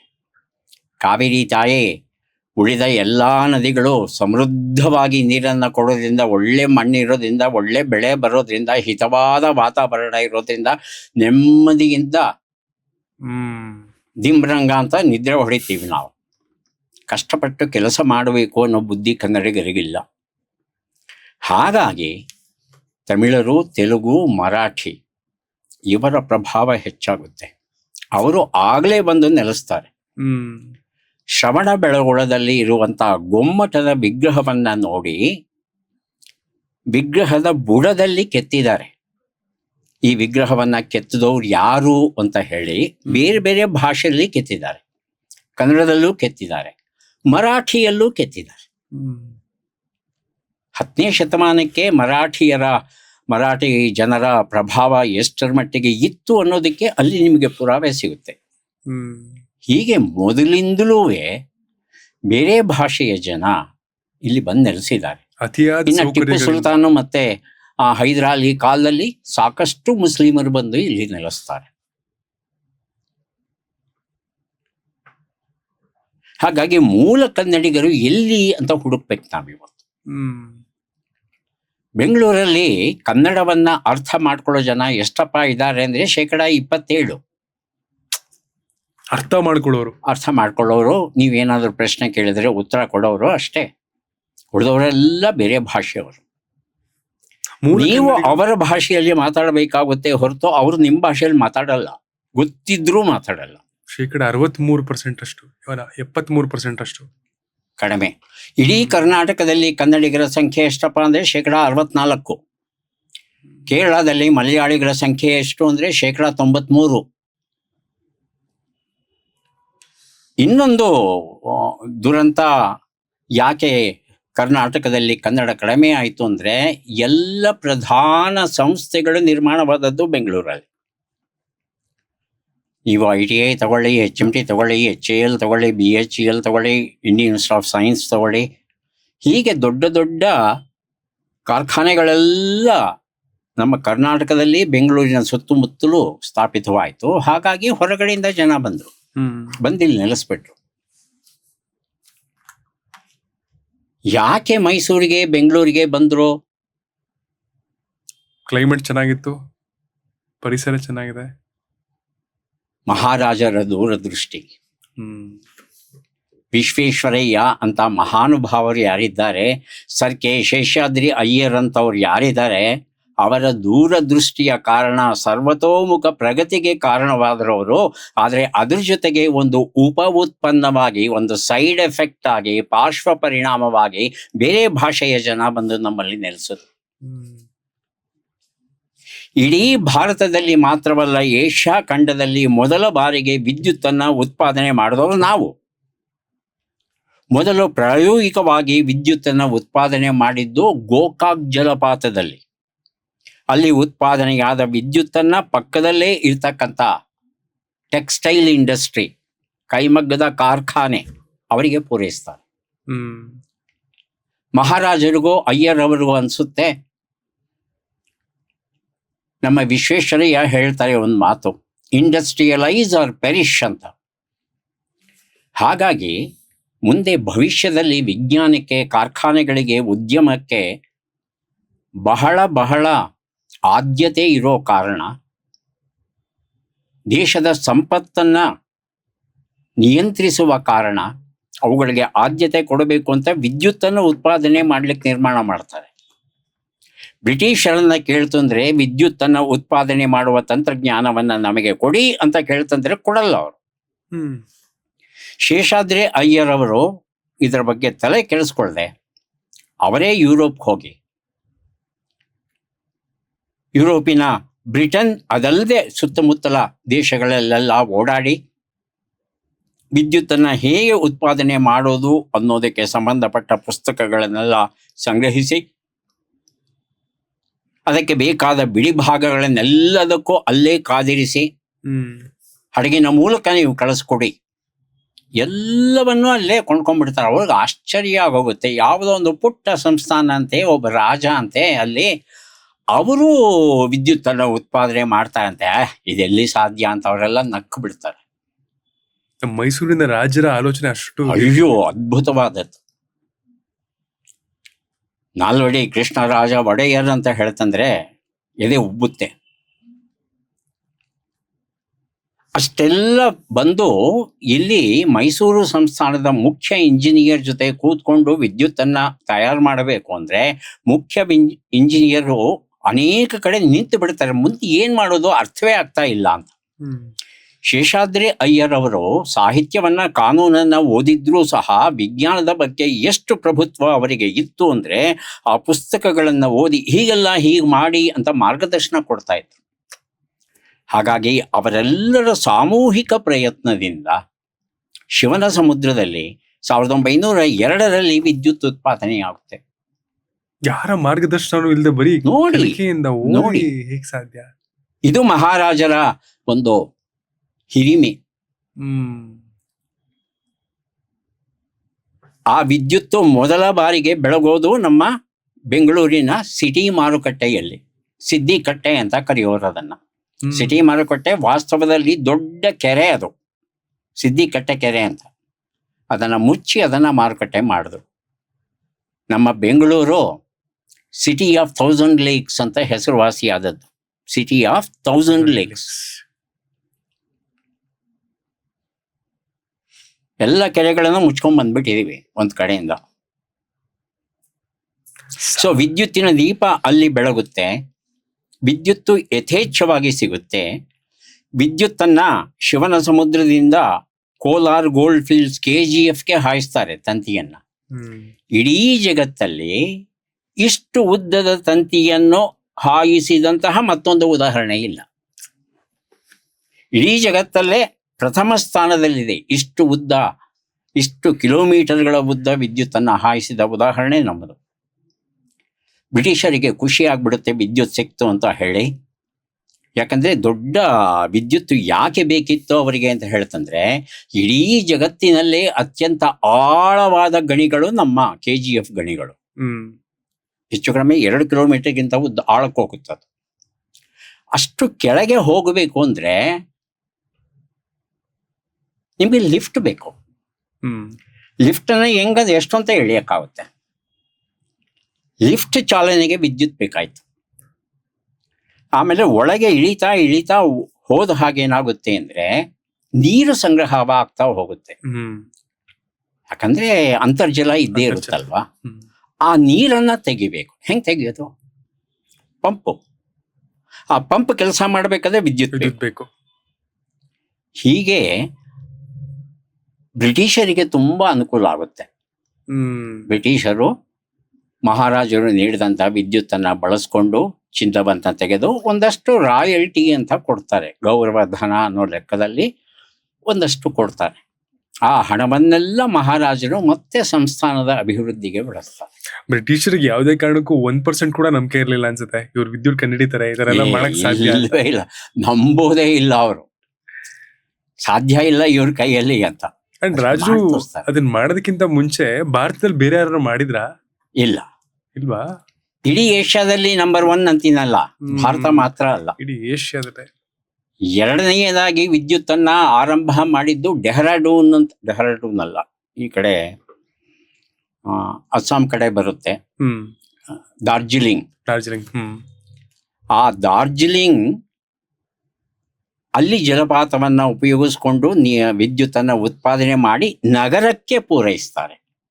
ಯಾಕೆ ಅಂದ್ರೆ ಡಾರ್ಜಿಲಿಂಗ್ ಅನ್ನೋದು ಹಿಲ್ ಸ್ಟೇಷನ್ ಅದು. ಹಾಗಾಗಿ ಬ್ರಿಟಿಷರು ಬೇಸಿಗೆಯ ಝಳ ತಡಿಲಿಕ್ಕಾಗದೆ ಅಲ್ಲಿಗೆ ಹೋಗ್ತಾ ಇದ್ರು. ಗಿರಿಧಾಮ ಅದು. ಹಾಗಾಗಿ ಗಿರಿಧಾಮದಲ್ಲಿ ಸುಖವಾಗಿ ಕಳೆಯೋದಿಕ್ಕೆ ಅವರಿಗೆ ವಿದ್ಯುತ್ ಬೇಕಾಯ್ತು, ಫ್ಯಾನ್ಗಳನ್ನ ನಡೆಸೋಕೆ. ಹಾಗಾಗಿ ಅಲ್ಲೂ ಏನು ವಿದ್ಯುತ್ ಉತ್ಪಾದನೆ ಆಯಿತೋ ಆ ಉತ್ಪಾದನೆಯನ್ನ ಇಲ್ಲಿ ಬಳಸ್ಕೊಂಡ್ರು ನಗರಕ್ಕೆ. ಆದ್ರೆ ನಮ್ಮಲ್ಲಿ ನಗರಕ್ಕೂ ಬಳಸ್ಕೊಂಡ್ವಿ ನಾವು, ಹಾಗೆ ಕಾರ್ಖಾನೆಗಳಿಗೆ ಬಳಸ್ಕೊಂಡ್ವಿ. ಅದಾದ ಮೇಲೆ ನಾವು ಜೋಗ್ ಜಲಪಾತದಲ್ಲಿ ವಿದ್ಯುತ್ತನ್ನ ಯಥೇಚ್ಛವಾಗಿ ಮಹಾತ್ಮ ಗಾಂಧಿ ಆಗರದಲ್ಲಿ ಉತ್ಪಾದನೆ ಮಾಡ್ಲಿಕ್ಕೆ ಶುರು ಮಾಡಿದಾಗ ಇಡೀ ಭಾರತದ ಯಾವುದೇ ರಾಜ್ಯದಲ್ಲಿ ಇಷ್ಟು ವಿದ್ಯುತ್ ಸಿಗೋಲ್ಲ. ಕರ್ನಾಟಕದಲ್ಲಿ ವಿದ್ಯುತ್ ಇದೆ, ಹೇರಳವಾಗಿ ಸಿಗುತ್ತೆ. ಹಾಗಾಗಿ ಕೇಂದ್ರ ಸರ್ಕಾರ ಏನ್ ಮಾಡ್ತು, ಎಲ್ಲ ದೊಡ್ಡ ದೊಡ್ಡ ಕಾರ್ಖಾನೆಗಳನ್ನೆಲ್ಲ ಇಲ್ಲೇ ಸ್ಥಾಪಿಸ್ತು. ಕರ್ನಾಟಕ ಅಭಿವೃದ್ಧಿ ಆಯಿತು, ಅನುಮಾನವೇ ಇಲ್ಲ ಅದರಲ್ಲಿ. ಹಾಗೆ ಬೇರೆ ಭಾಷೆಯ ಜನನೂ ಬಂದು ಇಲ್ಲಿ ಬೀಡು ಬಿಟ್ರು. ಅಭಿವೃದ್ಧಿ ಆಗಿರುವಂತಹ ಜಾಗದಲ್ಲೇ ತಾನೆ ಎಲ್ಲವೂ ಸಿಕ್ಕಾಗ ಚೆನ್ನಾಗಿರುವಂತಹ ಜಾಗಕ್ಕೆ ಜನಗಳು ಬರೋದಕ್ಕೆ ಮನ್ಸೋರೋದು. ಬಟ್ ನನ್ನ ಪ್ರಶ್ನೆ, ನೀವು ಹೇಳಿದಾಗೆ 27% ಜನ ಬೆಂಗಳೂರಲ್ಲಿ ಕನ್ನಡನ ಅರ್ಥ ಮಾಡ್ಕೋತಾರೆ ಅಥವಾ ಅದಕ್ಕೆ ಉತ್ತರ ಕೊಡಬಲ್ರು. ಅಂಡ್ ಕರ್ನಾಟಕದಲ್ಲಿ 63-64% ಜನ ಅಂದ್ರೆ ಮೂಲ ಕನ್ನಡಿಗರು ಎಲ್ಲೋದ್ರು? ಪ್ರಶ್ನೆ ಕೇಳ್ಬೋದಷ್ಟೇ, ನಾವು ಉತ್ತರ ಕೊಡೋದು ಕಷ್ಟ. ಕನ್ನಡಿಗರು ಇವತ್ತು ವಲಸೆ ಹೋಗಿದ್ದೇ ಹೆಚ್ಚು. ನೆರೆಯ ರಾಜ್ಯಗಳಲ್ಲಿ ಸಾಕಷ್ಟು ಕನ್ನಡಿಗರಿದ್ದಾರೆ. ತಮಿಳುನಾಡಲ್ಲಿದ್ದಾರೆ, ಆಂಧ್ರದಲ್ಲಿದ್ದಾರೆ. ಮುಂಬೈಯಲ್ಲಿ ಕನ್ನಡಿಗರದ್ದೇ ಪ್ರತ್ಯೇಕವಾದ ಒಂದು ನೆಲೆ ಉಂಟು. ವಿದೇಶಗಳಲ್ಲಿ ನೆಲೆಸಿರೋ ಕನ್ನಡಿಗರು ಸಹ ಗರಿಷ್ಠ ಪ್ರಮಾಣದಲ್ಲಿದ್ದಾರೆ. ನೀವು ಜಗತ್ತಿನ ಯಾವುದೇ ದೇಶಕ್ಕೆ ಹೋದರೂ ಅಲ್ಲಿ ಒಬ್ಬರಲ್ಲ ಒಬ್ಬರು ಕನ್ನಡಿಗರು ಇದ್ದೇ ಇರ್ತಾರೆ.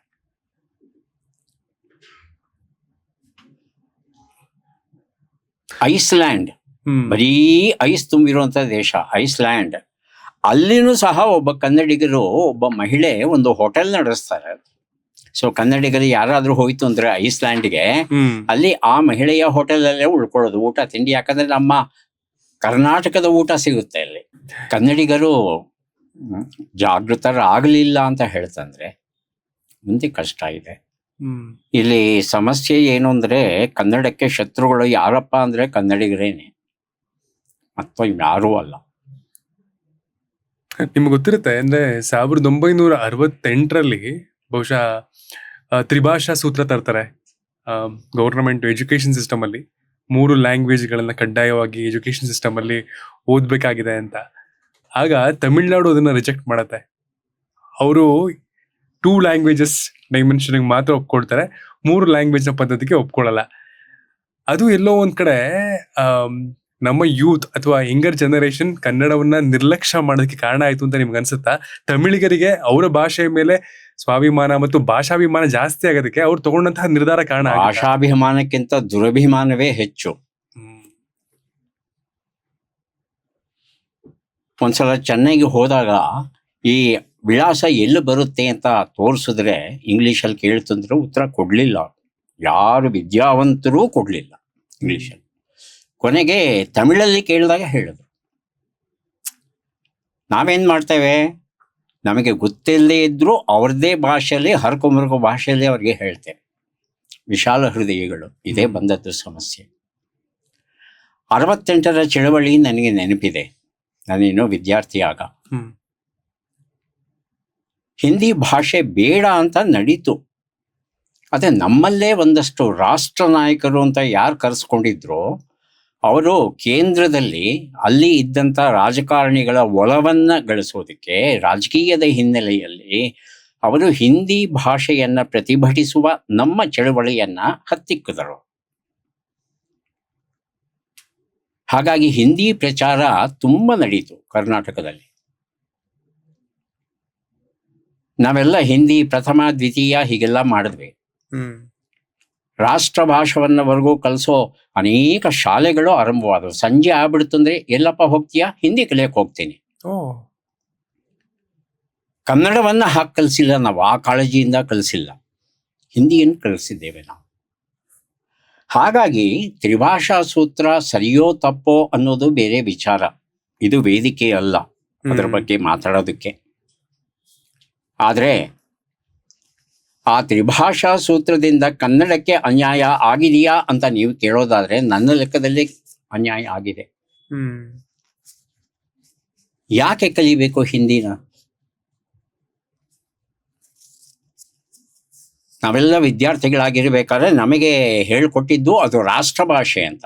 ಖಂಡಿತ ರಾಷ್ಟ್ರ ಭಾಷೆ ಅಲ್ಲ ಹಿಂದಿ. ಅವತ್ತಿನ ದಿನಾನು ಈ ವಾದ ನಡೆದಿತ್ತ? ಹೌದು, ನಾವೆಲ್ಲ ಕಲ್ತದ್ದು ರಾಷ್ಟ್ರ ಭಾಷೆ ಅನ್ನೋ ಅರ್ಥದಲ್ಲೇ. ಈ ಭಾರತದ ಭಾಷೆ ಅಲ್ವಾ, ಕಲ್ತ್ರೆ ಏನ್ ತಪ್ಪು ಅನ್ನೋ ಲೆಕ್ಕಾಚಾರದಲ್ಲಿ ಕಲ್ತ್ವಿ ನಾವು. ಆದರೆ ನಮ್ಮ ಕನ್ನಡ, ತೆಲುಗು, ತಮಿಳಿನ ಹಾಗೆ ಅದು ಒಂದು ಭಾಷೆ ಅನ್ನೋದು ಯಾರೂ ಹೇಳ್ಕೊಡ್ಲಿಲ್ಲ ನಮ್ಗೆ. ಮತ್ತೆ ಇವತ್ತು ಹಿಂದಿ ಅಂತ ಏನೋ ಒಂದು ಭಾಷೆಯನ್ನ ನೀವು ಕರೀತಾ ಇದ್ದೀರಿ, ವಾಸ್ತವದಲ್ಲಿ ಹಿಂದಿಯನ್ನ ಮಾತನಾಡುವಂಥ ಜನ ಅಲ್ಪಸಂಖ್ಯಾತರು. ಖೈ ಬೋಲಿ ಅನ್ನೋ ಲಿಪಿಯಲ್ಲಿ ಬಳಸಿ ಮಾತನಾಡುವಂಥವ್ರು ತುಂಬ ಕಡಿಮೆ. ಆದರೆ ಸುತ್ತಮುತ್ತಲೂ ಇದ್ದಂಥ ಉಪಭಾಷೆಗಳು ಏನಿವೆ, ಅದು ಮೈಥಿಲಿ ಆಗಿರ್ಬೋದು, ಅರ್ಧಮಾಗಧಿ ಆಗಿರ್ಬೋದು, ಮತ್ತೊಂದು ಭೋಜ್ಪುರಿ ಆಗಿರ್ಬೋದು, ಅವೆಲ್ಲ ಹಿಂದಿಗೆ ಸಮೀಪದಲ್ಲಿ ಇದ್ದಂಥ ಭಾಷೆಗಳಿತ್ತಲ್ಲ, ಅವನ್ನೆಲ್ಲ ಸೇರಿಸ್ಬಿಟ್ಟು ಒಟ್ಟಿಗೆ ಒಂದು ಹಿಂದಿ ಅನ್ನೋ ಒಂದು ಹೆಸರನ್ನ ಕೊಟ್ಟು ಸಂಖ್ಯಾದೃಷ್ಟಿಯಿಂದ ನಾವೇ ಭಾರತದಲ್ಲಿ ಪ್ರಥಮರು ಅಂತ ಅವರು ತೋರಿಸ್ಕೊಂಡಿದ್ದಾರೆ. ವಾಸ್ತವದಲ್ಲಿ ನಿಜ ಅಲ್ಲ ಅದು. ವಾಸ್ತವದಲ್ಲಿ ನಿಜ ಅಲ್ಲ. ಆ ಲೆಕ್ಕಕ್ಕೆ ಭಾರತದಲ್ಲಿ ಜನಸಂಖ್ಯಾ ದೃಷ್ಟಿಯಿಂದ ಯಾರು ತುಂಬಾ ಇದ್ದಾರೆ ಅಂದ್ರೆ ಬಂಗಾಳಿಗಳು ಬರ್ತಾರೆ, ತೆಲುಗು ಬರ್ತಾರೆ, ಹಿಂದಿ ಜನ ಬರಲ್ಲ. ಆದ್ರೆ ತ್ರಿಭಾಷಾ ಸೂತ್ರ ತಂದ್ರು, ನಮ್ಮವ್ರು ಒಪ್ಕೊಂಡ್ರು. ಆದ್ರೆ ಹಿಂದಿಗೆ ಎಷ್ಟು ಆದ್ಯತೆ ಕೊಟ್ಟರು ಅಷ್ಟು ಆದ್ಯತೆಯನ್ನ ಕನ್ನಡಕ್ಕೆ ಕೊಡ್ಲಿಲ್ಲ. ಅದು ಬೇಸರ ಆಗ್ತಾ ಇದೆ. ಈಗಲೂ ಸಹ ಕನ್ನಡವನ್ನ ತೃತೀಯ ಭಾಷೆಯನ್ನಾಗಿ, ಪರೀಕ್ಷೆ ಇಲ್ಲ ಬೇಕಾದ್ರೆ ಓದ್ಕೊಳ್ಳಿದ್ದಿದ್ರೆ ಬಿಡಿ ಅಷ್ಟೇ. ಅಂಡ್ ಮನೇಲೂ ಮಕ್ಕಳನ್ನ ಮಾತಾಡ್ಸ್ಬೇಕಾದ್ರೆ ತಂದೆ ತಾಯಿನೂ ಕನ್ನಡದಲ್ಲಿ ಮಾತಾಡೋ ಕಾಳಜಿಗಿಂತ ಇಂಗ್ಲಿಷ್ ಅಲ್ಲಿ ಎಷ್ಟು ಚೆನ್ನಾಗಿ ಮಾತಾಡ್ತಾರೆ, ಏನು ಮಾತಾಡ್ತಾರೆ ಅನ್ನೋದು ತುಂಬಾ ಮುಖ್ಯ ಆಗ್ಬಿಟ್ಟಿದೆ. ಅವರಿಗೆ ಒಂದು ಭ್ರಮೆ ಇದೆ ನಮ್ಮ ಹೆತ್ತವರಿಗೆ, ಇಂಗ್ಲಿಷಲ್ಲಿ ಓದಿದ್ರೇನೆ ನಾವು ಬುದ್ಧಿವಂತರಾಗೋದು, ಇಲ್ದಿದ್ರೆ ಬುದ್ಧಿವಂತರಾಗಲ್ಲ ಅಂತ. CNR ರಾವ್ ಅವರು, ಭಾರತ ರತ್ನ CNR ರಾವ್ ಅವರು ತಮ್ಮ ಪ್ರಾಥಮಿಕ ಓದನ್ನ ಪಡೆದದ್ದು ಕನ್ನಡದಲ್ಲಿ. ಹಾಗಾಗಿ ಇಂಗ್ಲಿಷನ್ನ ಓದಿದವರೆಲ್ಲ ಬುದ್ಧಿವಂತರು ಅನ್ನೋ ಮಾತನ್ನ ಒಪ್ಪಲ್ಲ. ಮತ್ತೆ ಏನಾಗೋಗಿದೆ ಹೆತ್ತವರಿಗೆ ಅಂದ್ರೆ, ಇವತ್ತಿನ ಸ್ಪರ್ಧಾತ್ಮಕ ಪರೀಕ್ಷೆಗಳಲ್ಲಿ ಇಂಗ್ಲಿಷ್ ಭಾಷಾ ಜ್ಞಾನ ಇದ್ರೆ ಎಲ್ಲೋ ಒಂದು ಕಡೆ ಕೆಲಸ ಸಿಗುತ್ತೆ. ನಾವು ನಮ್ಮ ಕನ್ನಡ ಭಾಷೆಯನ್ನ ಇಂಗ್ಲಿಶಿನಷ್ಟೇ ಸಮೃದ್ಧವಾಗಿ ಬೆಳೆಸೋದಕ್ಕೆ ಪ್ರಯತ್ನ ಪಡಲಿಲ್ಲ. ಎಲ್ಲ ಕಡೆ ಮಾತುಕತೆ ಆಡಕ್ ಹೋದಾಗ ಕೇಳುವಂತ ಒಂದೇ ಪ್ರಶ್ನೆ ಏನು ಅಂದ್ರೆ, ಇಂಗ್ಲಿಷ್ ಅನ್ನದ ಭಾಷೆ ಆಗಿದೆ, ನಿಮ್ಮ ಕನ್ನಡ ಅನ್ನದ ಭಾಷೆ ಆಗಿದೆಯಾ?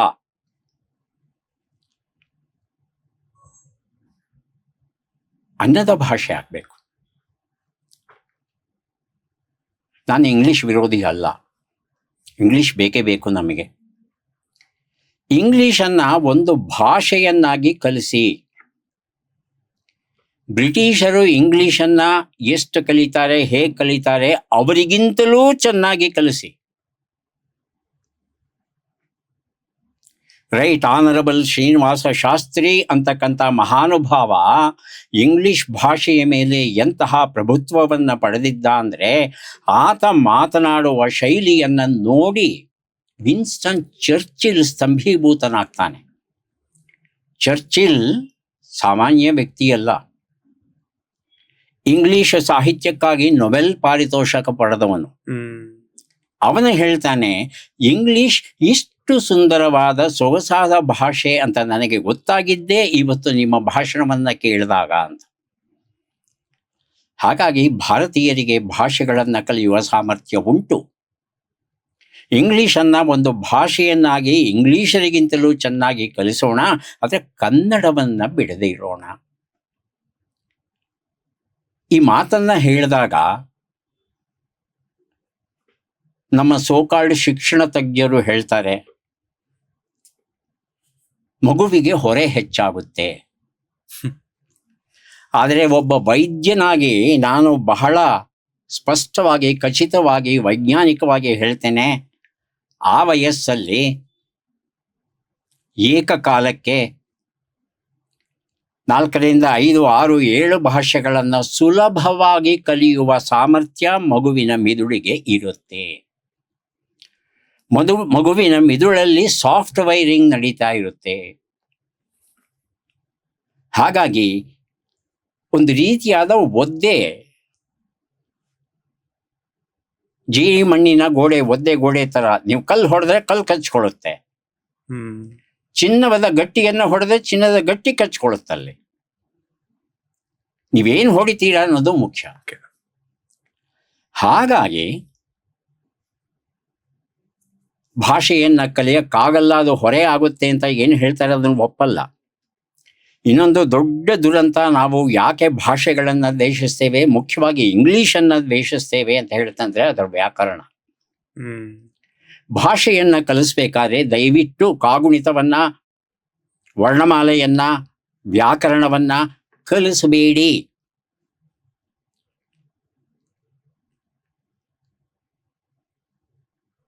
ಕಾರ್ಖಾನೆಯಲ್ಲಿ ಕೆಲಸ ಮಾಡೋದಕ್ಕೆ ಪಕ್ಕದ ರಾಜ್ಯದಿಂದ ಬಂದಿರ್ತಾರೆ.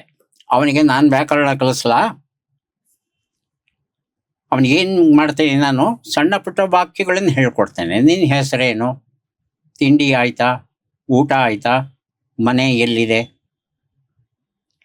ಹೀಗೆ ದಿನ ಬಳಕೆಯ 100 ವಾಕ್ಯಗಳನ್ನು ಕಲಿಸ್ಕೊಟ್ಬಿಟ್ರೆ ಅವನ ದೈನಂದಿನ ಬದುಕಿಗೆ ಎಷ್ಟು ಬೇಕೋ ಅಷ್ಟು ಸಿಕ್ಬಿಡುತ್ತೆ ಅವನಿಗೆ. ಆಮೇಲೆ ಅವನು ಕನ್ನಡ ಭಾಷೆಯನ್ನು ಕಲಿಯೋದ್ರಿಂದ ನನಗೆ ಅನುಕೂಲತೆ ಇದೆ, ಕೆಲಸಗಳು ಸರಾಗವಾಗಿ ಸುಲಭವಾಗಿ ನಡೆಯುತ್ತೆ ಅಂತ ಗೊತ್ತಾದಾಗ ಒಂದಷ್ಟು ಕಲಿಯೋಕೆ ಪ್ರಯತ್ನ ಪಡ್ತಾನೆ. ಅದಾದ ಮೇಲೆ ಸಣ್ಣ ಪುಟ್ಟ ಕಥೆಗಳನ್ನು ಹೇಳಿ, ಹಾಡುಗಳನ್ನು ಹೇಳಿ, ಸ್ಪರ್ಧೆಗಳನ್ನು ಏರ್ಪಡಿಸಿ ಏನು ಬೇಕಾದರೂ ಮಾಡಿ, ಆದರೆ ದಯವಿಟ್ಟು ಅಕ್ಷರಗಳನ್ನು ಕಲಿಸ್ಲಿಕ್ಕೆ ಹೋಗಬೇಡಿ. ಮಕ್ಕಳಿಗೆ 6 ವರ್ಷ ಆಗೋವರೆಗೂ ಸಹ ಏನು ಬರ್ಸ್ಬಾರ್ದು. ಬರೀ ಮಾತಾಡಬೇಕು, ಹಟ್ಟೆ ಹೊಡಿಬೇಕು, ಕತೆ ಹೇಳಬೇಕು, ಕುಣಿಬೇಕು, ಹಾಡಬೇಕು. ಭಾಷೆಯನ್ನ ಲೀಲಾಜಾಲವಾಗಿ ಬಳಸುವ ಸಾಮರ್ಥ್ಯವನ್ನ ಮಕ್ಕಳು ಕೊಡಬೇಕು ನಾವು. ಆಮೇಲೆ ಬರ್ಸ್ಬೇಕು. ಯಾಕೆ ಅಂತ ಹೇಳ್ತಂದ್ರೆ ಐ ಹ್ಯಾಂಡ್ ಬ್ರೈನ್ ಕೋಆರ್ಡಿನೇಷನ್ ಬಹಳ ಮುಖ್ಯ. ಬರೀಬೇಕು ಅಂತ ಹೇಳ್ತಂದ್ರೆ ಹೊಂದಾಣಿಕೆ, ಕಣ್ಣುಗಳು, ಕೈಗಳು ಮತ್ತು ಮಿದುಳು 3ರ ನಡುವೆ ಒಂದು ಪಕ್ಕ ಹೊಂದಾಣಿಕೆ ಇದ್ದಾಗ ಬರೆಯೋದು ಸಿದ್ಧಿಸುತ್ತೆ ಮಕ್ಕಳಿಗೆ. 3 ವರ್ಷಕ್ಕೆ 4 ವರ್ಷಕ್ಕೆ ನೀವು ತಿದ್ದಕ್ಕೆ ಶುರು ಮಾಡ್ತಂದ್ರೆ ರೇಗೋಗ್ಬಿಡುತ್ತೆ ಮಕ್ಕಳಿಗೆ. ಇನ್ನು ಶಿಕ್ಷೆ ಕೊಟ್ಟಿದ್ದಾರೆ ನನಗೆ ಬರೆಯೋದಿಕ್ಕೆ ಅಂತ. 1ರಿಂದ 10ರವರೆಗೆ ಬರೆದು ತೋರಿಸಿದ್ದೀನಿ ನಾನು, ಮತ್ತೆ ಅದ್ರ ಮೇಲೆ ತಿದ್ದು ಅಂತಾರಲ್ಲ, ಯಾಕೆ ತಿದ್ದಬೇಕು? ಅದು ಮಕ್ಕಳ ಸರಳ ಪ್ರಶ್ನೆ. ಹಾಗಾಗಿ ವರ್ಣಮಾಲೆಗಳನ್ನು, ಅಂಕೆಗಳನ್ನು, ವ್ಯಾಕರಣವನ್ನು ಕಲಿಸದೆ ಭಾಷೆಯನ್ನ ಲೀಲಾಜಾಲವಾಗಿ ಬಳಸೋಕೆ ಅಗತ್ಯವಾದ ಏನೇನು ಮಾಹಿತಿ ಇದೆಯೇ ಎಲ್ಲವನ್ನೂ ಕೊಡಿ. ಹಾಡು ಹಾಡಿಸಿ, ನಾಟಕ ಮಾಡಿಸಿ, ಕತೆ ಹೇಳಿಸಿ. ಹೀಗೆ ನೀವು 2-3 ಭಾಷೆಗಳಲ್ಲಿ ಸಂಪರ್ಕ ಬಂತು ಅಂದರೆ ಕಲಿಯುತ್ತೆ. ಉದಾಹರಣೆಗೆ ನಾನು ನನ್ನ ಬಾಲ್ಯದಲ್ಲಿ ನಾನು ಇದ್ದಂಥ ಪ್ರದೇಶದಲ್ಲಿ ಕನ್ನಡಿಗರು ಇದ್ರು, ತೆಲುಗು ಜನ ಇದ್ರು, ತಮಿಳರು ಇದ್ರು. ಹಾಗಾಗಿ ಈ ಎಲ್ಲ ಭಾಷೆಗಳು ಸರಾಗವಾಗಿ ಬಂದ್ಬಿಡ್ತು ನನಗೆ. ನನಗೆ ಯಾವತ್ತೂ ತಮಿಳು ಹೊರೆ ಆಗಿದೆ ಅಥವಾ ತೆಲುಗು ಹೊರೆ ಆಗಿದೆ ಹಾಗಂತ ಅನಿಸೇ ಇಲ್ಲ ನನಗೆ. ಸಹಜವಾಗಿ ಕಲ್ತ್ಕೊಂಡ್ಬಂದೆ. ಆಮೇಲೆ ಸ್ಕೂಲಲ್ಲಿ ಹಿಂದಿ ಹೇಳಿಕೊಟ್ರು, ಹಿಂದಿ ಕಲಿತೆ. ಸಂಸ್ಕೃತ ಭಾಷೆಯ ಪ್ರಾಥಮಿಕ ಪರಿಚಯ ಮಾಡಿಕೊಟ್ರು, ಅದನ್ನೂ ಕಲ್ತ್ಕೊಂಡೆ. ಇಂಗ್ಲಿಷ್ ಅಂತೂ ಯಥಾ ಪ್ರಕಾರ ಓದಲೇಬೇಕಾಯ್ತು. ಹಾಗಾಗಿ 5-6 ಭಾಷೆಗಳನ್ನು ಇವತ್ತು ಬಳಸಬಲ್ಲೆ ನಾನು. ನನಗೆ ಅದೊಂದು ಹೊರೆ ಅಂತ ಅನಿಸಿಲ್ಲ. ಕನ್ನಡದ ವಿಷಯದಲ್ಲಿ ಆ ಕಲೆ ಅಂತ ಬಂದ ತಕ್ಷಣ ನಮ್ಮನ್ನ ತುಂಬಾ ಇನ್ಸ್ಪೈರ್ ಮಾಡಿದ್ದು ಡಾಕ್ಟರ್ ರಾಜ್ಕುಮಾರ್ ಅವರು. ಅದೇ ತರ ಸಾಹಿತ್ಯ ಲೋಕಕ್ಕೆ ಅಂತ ಬಂದಾಗ ಸುಮಾರು ಜನ ಸಾಹಿತಿಗಳಿದ್ದಾರೆ. ಅಗ್ರಗಣ್ಯರಾಗಿ ನಾವು ಕುವೆಂಪು ಅವ್ರನ್ನ ತಗೋಬಹುದು, ಸುಮಾರಷ್ಟು ಜನ ಬರ್ತಾರೆ. ನಿಮ್ಮ ಬಾಲ್ಯದಲ್ಲಿ ಅಥವಾ ನೀವು ಒಂದು ವಯಸ್ಕರಾದ್ಮೇಲೆ ಪ್ರಾಯದಲ್ಲಿ ಇವ್ರುಗಳು ಮಾಡಿದಂತಹ ಇಂಪ್ಯಾಕ್ಟ್ ಹೇಗಿತ್ತು? ಬಿಕಾಸ್ ಈಗ ಈ ತರದ ಒಂದು ಒಳ್ಳೆ ಪದಗಳನ್ನ ಅಥವಾ ಆ ಭಾಷೆಯ ಸೊಗಡನ್ನ ತುಂಬಾ ಕಡಿಮೆ ಜನಗಳಲ್ಲಿ ನಾವು ಕೇಳ್ತಾ ಇದೀವಿ. ನೀವು ಅದ್ರಲ್ಲಿ ಒಬ್ರು. ಈಗ ಕೇಳೋದು ಇನ್ನೂ ಡಿಪ್ರಿಶಿಯೇಟ್ ಆಗ್ತಾ ಕಮ್ಮಿ ಆಗ್ತಾ ಬರ್ತಾ ಇದೆ. ಬಟ್ ಆಗಿನ ಕಾಲದಲ್ಲಿ ಇವ್ರುಗಳು ಮಾಡ್ತಂತಹ ಇಂಪ್ಯಾಕ್ಟ್ ನಿಮ್ಗಳ ಮೇಲೆ ಅಥವಾ ಯುವ ಜನತೆ ಮೇಲೆ ಹೇಗ್ ಬೀರ್ತಿತ್ತು?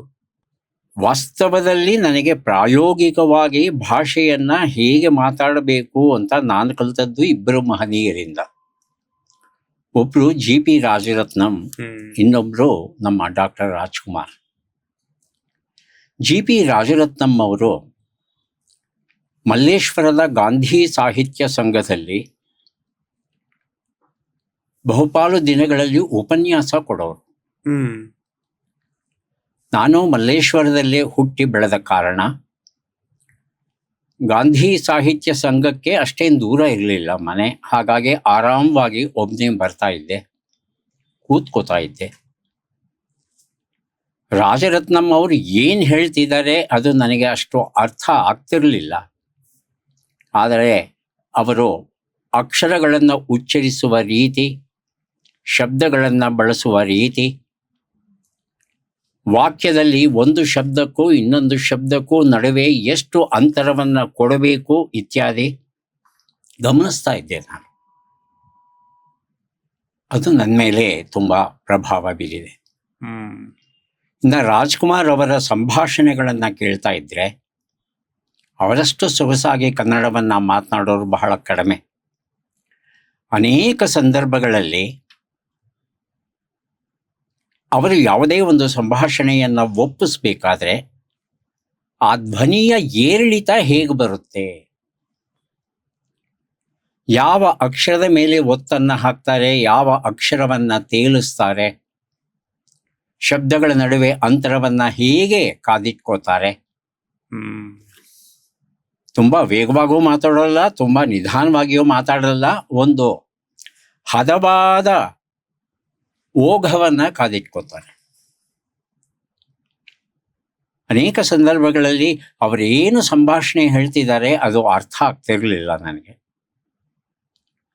ಕೆಲವು ಸಲ ಆ ಚಿತ್ರವನ್ನು 2 ಸಲ ನೋಡಿದ್ದೋ ಉಂಟು ಕಥೆಯನ್ನು ಅರ್ಥ ಮಾಡ್ಕೊಳ್ಳೋಕ್ಕೆ. ಹಾಗಾಗಿ ಅವರ ಚಿತ್ರವನ್ನು ನೋಡುವಾಗ ಅವರ ಸಂಭಾಷಣಾ ವೈಖರಿಯನ್ನೇ ಹೆಚ್ಚು ಗಮನಿಸ್ತಾ ಇದ್ದೆ. ಈ 2 ಮಹನೀಯರ ಪ್ರಭಾವ ನನ್ನ ಮೇಲೆ ಉಂಟು. ಆದರೆ ಇಬ್ಬರ ಪ್ರಭಾವಕ್ಕೆ ಒಳಗಾಗಲಿಲ್ಲ ನಾನು. ಅಂದರೆ ರಾಜರತ್ನಂ ಅವರನ್ನೇ ಅನುಸರಿಸೋದು ಅಥವಾ ರಾಜ್ಕುಮಾರ್ ಅವರನ್ನೇ ಅನುಸರಿಸೋದು ಅದು ಮಾಡಲಿಲ್ಲ.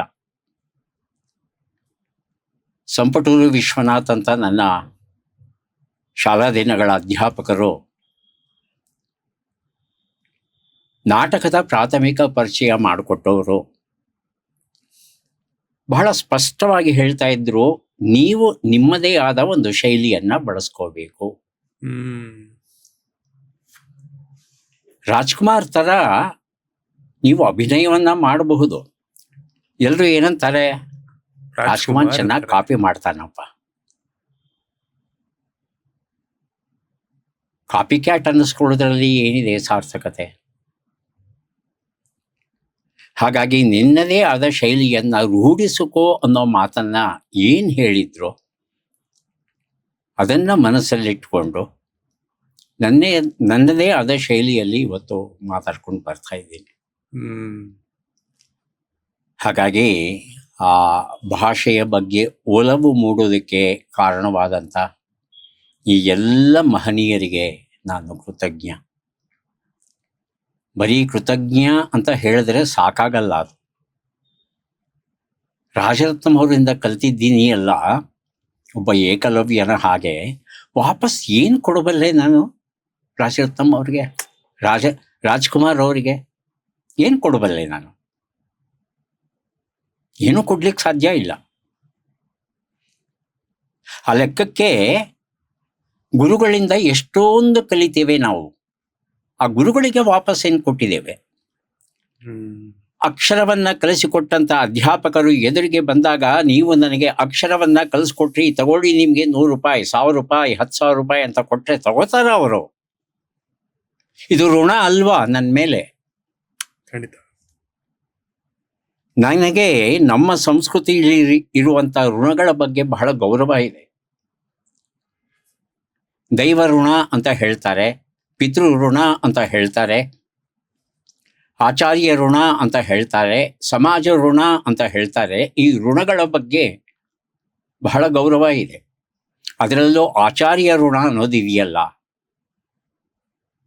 ನಮ್ಮ ಸಂಸ್ಕೃತಿಯಲ್ಲಿ ಅಕ್ಕರವಂ ಕಲಿಸಿದಾತನ್ ಗುರು ಅಂತ ಹೇಳ್ತೀವಿ ನಾವು. ಒಬ್ಬರಿಂದ ಒಂದು ಅಕ್ಷರವನ್ನ ಕಲ್ತಿದ್ದೇವೆ ಅಂದ್ರೆ ಅವರು ನಮಗೆ ಗುರುಗಳ ಸಮಾನ. ಕಲ್ತಿದ್ದೇವೆ, ವಾಪಸ್ ಏನ್ ಕೊಟ್ವಿ? ಇದು ನನ್ನನ್ನ ತುಂಬಾ ಕಾಡಿದೆ. ಯಾಕಂದ್ರೆ ನಾನು ಕಲಿತದ್ದೆಲ್ಲ ಗುರುಗಳ ಮೂಲಕವೇ. ತಾಯಿ ಸಹ ಮೊದಲ ಗುರುವೇ.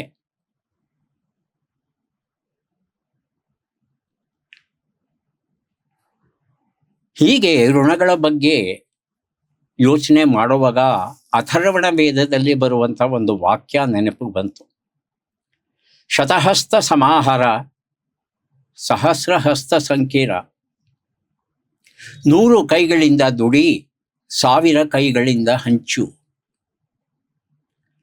100 ಕೈಗಳಿಂದ ದುಡಿಯೋದಿಕ್ಕೆ ಬೇಕಾದ ಶಕ್ತಿಯನ್ನು ಕೊಟ್ಟವರು ನನ್ನ ತಂದೆ ತಾಯಿಗಳು, ನನ್ನ ಅಧ್ಯಾಪಕರು, ಸೋದರ ಸೋದರಿಯರು, ಗೆಳೆಯರು, ಎಲ್ಲರೂ ಅವ್ರಿಗೂ ವಾಪಸ್ ಏನೂ ಕೊಡ್ಲಿಕ್ಕಾಗಲ್ಲ. ಹಾಗಾಗಿ ಇವರೆಲ್ಲರ ಮಾರ್ಗದರ್ಶನದಲ್ಲಿ ಕಲಿತಂಥ ವಿಚಾರಗಳನ್ನ ಏನಿದೆ ಅದನ್ನ ನಾನು 1000 ಅಲ್ಲ, 1,00,000 ಅಲ್ಲ, ಕೋಟಿಯನ್ನ ಮೀರಿ ಯಥಾಶಕ್ತಿ ಇದನ್ನು ಹಂಚ್ತಾ ಹೋಗ್ಬೇಕು. ಹಂಚಿದರೆ ಮಾತ್ರ ಋಣಮುಕ್ತ ಆಗ್ತೇನೆ. ಇಲ್ಲ ಅಂದ್ರೆ ಈ ಋಣವನ್ನ ಹೊತ್ತುಕೊಂಡು ಮತ್ತೆ ಹುಟ್ಟಬೇಕಾಗುತ್ತೆ. ಮತ್ತೊಂದು ಜನ್ಮ ಇದೆಯೋ ಇಲ್ವೋ ಗೊತ್ತಿಲ್ಲ ನಮಗೆ. ಅದರ ಬಗ್ಗೆ ಹೆಚ್ಚು ತಲೆ ಕೆಡಿಸ್ಕೊಳ್ಳೋದು ಬೇಡ. ಆದರೆ ಕೃತಜ್ಞತೆ ಅನ್ನೋದು ಬೇಕು ಮನುಷ್ಯನಿಗೆ. ಇಷ್ಟೆಲ್ಲ ಕಲ್ತಿದ್ದೇನೆ, ವಾಪಸ್ ನಾನೇನ್ ಕೊಟ್ಟೆ? ಕೃತಜ್ಞತೆ ಅದಿರ್ಲೇಬೇಕು ಮನುಷ್ಯನಿಗೆ. ನೋಡಿ, ಇವರಿಂದೆಲ್ಲ ಪ್ರಭಾವಿತರಾಗಿದ್ರಿ. ಅವರ ಋಣ ನಿಮ್ಮ ಮೇಲಿದೆ. ಇವತ್ತಿಗೂ ಒಳ್ಳೆ ಸುಗುಡಿನ ಕನ್ನಡವನ್ನ ನೀವು ನಮಗ್ ತಲುಪಿಸ್ತಾ ಇದ್ದೀರಾ. ನಿಮ್ಮ ಋಣ ನಮ್ಮ ಮೇಲೆ ಎಷ್ಟಿದೆ. 25 ವರ್ಷಗಳ ಕಾಲ ಆಯ್ತು ತಟ್ಟಂತ ಹೇಳಿ ಬಂದು. ಇವತ್ತಿಗೂ ಯುವ ಜನತೆ ಒಂದಷ್ಟು ಒಳ್ಳೆ ಪದಗಳನ್ನ ಕೇಳ್ತಾರೆ ಅಂತಂದ್ರೆ ಅದು ನಿಮ್ಮ ಬಾಯಿ ಮೂಲಕ. ಅದನ್ನ ನೀವು ತಲುಪಿಸ್ತಿದ್ದೀರಾ. ಈಗ ನಮ್ಮ ಕರ್ತವ್ಯ ಮುಂದಿನ ಪೀಳಿಗೆಗೆ ತಲುಪಿಸೋದಾಗಿದೆ. ನಾನು ನನ್ನ ಗುರು ಹಿರಿಯರಿಂದ ಪಡೆದದ್ದನ್ನ ನಾನು ತಲುಪಿಸ್ತಾ ಇದ್ದೀನಿ ಅಷ್ಟೇ. ನಾನ್ ಮಾಡ್ತಾ ಇರೋದು ಕೆಲಸ ಪೋಸ್ಟ್ಮನ್ ಕೆಲಸ. ಹಾಗಾಗಿ ಈ ಪಿತೃಋಣ ಅನ್ನೋದು ಹಾಗೇನೆ. ಪೋಸ್ಟ್ಮನ್ ಕೆಲಸ ಮಾಡಲೇಬೇಕು ನಾವು. ನನ್ನ ಅಪ್ಪ ಅಮ್ಮ ತನ್ನ ವಂಶವಾಹಿಗಳನ್ನ, ಏನು ತಮ್ಮ ವಂಶವಾಹಿಗಳನ್ನ ನನಗೆ ಕೊಟ್ಟಿದ್ದಾರೆ, ಅದನ್ನ ಮುಂದಿನ ತಲೆಮಾರಿಗೆ ನಾನು ವರ್ಗಾಯಿಸ್ಬೇಕು. ವರ್ಗಾಯಿಸದೇ ಇದ್ರೆ ತಪ್ಪು ನಂದಾಗುತ್ತೆ. ಆದ್ರೆ ಪಿತೃಋಣ ಅಷ್ಟೇ ಅಲ್ಲ. ನನ್ನ ಅಪ್ಪ ಅಮ್ಮ ನನ್ನನ್ನು ಎಷ್ಟು ಚೆನ್ನಾಗಿ ಬೆಳೆಸಿದ್ದಾರೆ, ಎಷ್ಟು ಒಳ್ಳೆ ವಿದ್ಯಾಭ್ಯಾಸ ಕೊಟ್ಟಿದ್ದಾರೆ, ಈ ಸಮಾಜದಲ್ಲಿ ಒಬ್ಬ ಗಣ್ಯ ವ್ಯಕ್ತಿ ಆಗೋದಿಕ್ಕೆ ಬೇಕಾಗುವ ಎಲ್ಲ ಮಾರ್ಗದರ್ಶನವನ್ನ ಕೊಟ್ಟಿದ್ದಾರಲ್ಲ, ಅದಕ್ಕಿಂತಲೂ ಚೆನ್ನಾಗಿ ನಾನು ನನ್ನ ಮಗನನ್ನ ಮೊಮ್ಮಗನನ್ನ ಬೆಳೆಸ್ಬೇಕು. ಆವಾಗ ನನ್ನ ಅಪ್ಪನ ಋಣ ಏನಿದೆ ಸ್ವಲ್ಪ ಮಟ್ಟಿಗೆ ತೀರುತ್ತೆ. ನನ್ನ ಮಗನನ್ನ ನಾನು ಸರಿಯಾಗಿ ಬೆಳೆಸದೆ ಹೋದ್ರೆ ಆ ಋಣ ಉಳ್ಕೊಳ್ಳುತ್ತೆ ನನ್ನ ಮೇಲೆ. ಹಾಗಾಗಿ ಎಲ್ಲೋ ಒಂದು ಕಡೆಗೆ ನಮ್ರತೆ ಬೇಕು. ನಮಗೆ ತಿಳಿದೇ ಇರತಕ್ಕಂಥ ಅನೇಕ ವಿಚಾರಗಳಿವೆ. ನಾವು ಮಾಡಬೇಕಾದ ಕೆಲಸಗಳು ತುಂಬ ಇವೆ. ಬರೀ ನಾನು ನನ್ನ ಕುಟುಂಬ ಅಂತ ಇದ್ದರೆ ಸಾಕಾಗಲ್ಲ. ನಮ್ಮ ಹಿರಿಯರು ವಸುದೈವ ಕುಟುಂಬಕಂ ಅಂತ ಹೇಳಿದ್ರು. ಇಡೀ ವಿಶ್ವವೇ ಒಂದು ಕುಟುಂಬ ಅಂತ. ಎಷ್ಟರ ಮಟ್ಟಿಗೆ ಅವರು ಸರಿ? ನಾನೊಬ್ಬನೇ ಬದುಕಲಿಕ್ಕೆ ಸಾಧ್ಯವ ಈ ಸಮಾಜದಲ್ಲಿ? ಖಂಡಿತ ಇಲ್ಲ. ಈ ಸಮಾಜದಿಂದ ಎಷ್ಟೆಲ್ಲ ಪಡೆದಿದ್ದೇನೆ, ವಾಪಸ್ ಏನು ಕೊಟ್ಟಿದ್ದೇನೆ ಈ ಸಮಾಜಕ್ಕೆ? ಇದು ಸಮಾಜ ಋಣ. ಹಾಗಾಗಿ ಈ ಸಮಾಜಕ್ಕೆ ನನ್ನಿಂದ ಏನು ಕೊಡಲಿಕ್ಕೆ ಸಾಧ್ಯ? 1-2 ಗಿಡ ನೆಡಬಹುದಾ? ಆಗಲ್ವಾ ಅದು ನೆಡಕ್ಕೆ? ಪ್ರಯತ್ನ ಪಟ್ರೆ ಆಗುತ್ತೆ. ಪ್ರಯತ್ನ ಪಟ್ಟೇನು ಎಲ್ಲರೂ ನೆಡಬಹುದು. ನಮ್ಮ ಮನೆಯಲ್ಲಿ ಒಂದು ತೆಂಗಿನ ಮರ ಇತ್ತು. ಎಳ್ನೀರೆಲ್ಲ ಕುಡಿತಾ ಇದ್ವಿ. ಆಗ ಕೇಳಿದೆ ನಮ್ಮಮ್ಮನ್ನ, ಇವತ್ತು ಎಳ್ನೀರು ಕುಡಿತಾ ಇದ್ದೀವಲ್ಲ, ಈ ಮರನ ಹಾಕಿದವ್ರು ಯಾರು ಹಾಕಿದ್ರು ನಮ್ಗೇನು ಗೊತ್ತು? ಯಾರೋ ಪುಣ್ಯಾತ್ಮ ಎಳ್ನೀರು ಹಾಕದ, ಮರ ಹಾಕದ, ಅದು ನಮ್ಮ ಮನೇಲಿದೆ, ಆ ಎಳ್ನೀರು ಕುಡಿತಾ ನಾವು ಸುಖವಾಗಿದ್ದೇವೆ ಅಂದರೆ ಇದು ಋಣ ಅಲ್ವಾ ಅಂತ ಕೇಳಿದಾಗ ಇದು ಋಣವೇ. ಈ ಋಣದಿಂದ ಮುಕ್ತನಾಗಬೇಕು ಅಂದರೆ ನೀನು ಎಲ್ಲಾದರೂ 1-2 ಎಳ್ನೀರು ಮರ, ತೆಂಗಿನ ಮರ ನೆಡು. ಮುಂದೆ ಯಾರೋ ಒಬ್ಬರು ಬಂದು ಕುಡಿತಾರೆ. ಯಾರೋ ಪುಣ್ಯಾತ್ಮ ಹಾಕಿದ್ದು ಅಂತ ಅದೇ ಮಾತು ಹೇಳ್ತಾರೋ. ಅದೇನಾ ಜನರೇಷನ್ ಇಂದ ಜನರೇಷನ್ಗೆ ತಲುಪ್ಸಕ್ಕಾಗಂಥದ್ದು? ಹೌದು. ಇದನ್ನ ಕಲಿಸ್ಕೊಡ್ಬೇಕು. ಸಂಸ್ಕಾರ ಬರಬೇಕಾದದ್ದು ಮೊದಲು ಹೆತ್ತವರಿಂದ. ದುರಂತ ಅಂದರೆ ನಮ್ಮ ಹೆತ್ತವರಿಗೆ ಆ ಸಂಸ್ಕಾರ ಇಲ್ಲ. ಅವರಿಗೆ ಅವರ ಹೆತ್ತವರು ಯಾಕೆ ಕೊಡಲಿಲ್ಲ ನಾನು ಪ್ರಶ್ನೆ ಕೇಳೋಕ್ಕಾಗಲ್ಲ. ಅದೇ ಈಗ ಹೆತ್ತವರು ಯಾರಿದ್ದಾರೆ ಅವರು ಯಾಕೆ ಸಂಸ್ಕಾರವನ್ನು ಗಳಿಸೋದಕ್ಕೆ ಪ್ರಯತ್ನಿಸ್ತಾ ಇಲ್ಲ ಅನ್ನೋದು ನನ್ನ ತಕರಾರು. ಹೊಟ್ಟೆಪಾಡಿಗಾಗಿ 100 ಭಾಷೆ ಕಲಿರಿ, 100 ಕೆಲಸ ಮಾಡಿ, ತಪ್ಪಿಲ್ಲ. ಆದರೆ ಮನೆಯ ಹೊಸಲನ್ನು ದಾಟಿ ಮೊದಲ ಹೆಜ್ಜೆಯನ್ನು ಇಡ್ತಾ ಇದ್ದ ಹಾಗೆ ಎಲ್ಲ ಭಾಷೆಗಳನ್ನು ಮರಿಬೇಕಾಗುತ್ತೆ. ನಿಮ್ಮ ಕನ್ನಡ ಒಂದೇ ಸಾರ್ವಭೌಮ ಭಾಷೆ ಆಗಬೇಕು, ನಿಮ್ಮ ಹೃದಯದ ಭಾಷೆ ಆಗಬೇಕು, ನಿಮ್ಮ ಮನೆಯ ಭಾಷೆ ಆಗಬೇಕು, ನಿಮ್ಮ ಮನಸ್ಸಿನ ಭಾಷೆ ಆಗಬೇಕು, ನಿಮ್ಮ ಮತಿಯ ಭಾಷೆ ಆಗಬೇಕು, ನಿಮ್ಮ ವಿಚಾರದ ಭಾಷೆ ಆಗಬೇಕು. ಹೊಸಲು ದಾಟ್ತಾ ಇದ್ದ ಹಾಗೆ ಈ ಪರಿವರ್ತನೆ ನಿಮ್ಮಲ್ಲಿ ಆಗಲಿಲ್ಲ ಅಂದರೆ ಆ ಸಂಸ್ಕಾರ ನಿಮ್ಮ ಮಕ್ಕಳಿಗೆ ಸಿಗಲ್ಲ.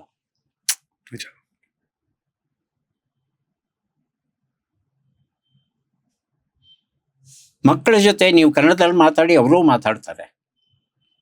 ನೀವು ಇಂಗ್ಲೀಷಲ್ಲಿ ಮಾತಾಡಿದ್ರೆ ಅವರು ಇಂಗ್ಲೀಷಲ್ಲೇ ಮಾತಾಡ್ತಾರೆ. ತಾಯಿ ಋಣ ತೀರಿಸೋದು ಬೇಡವೇ?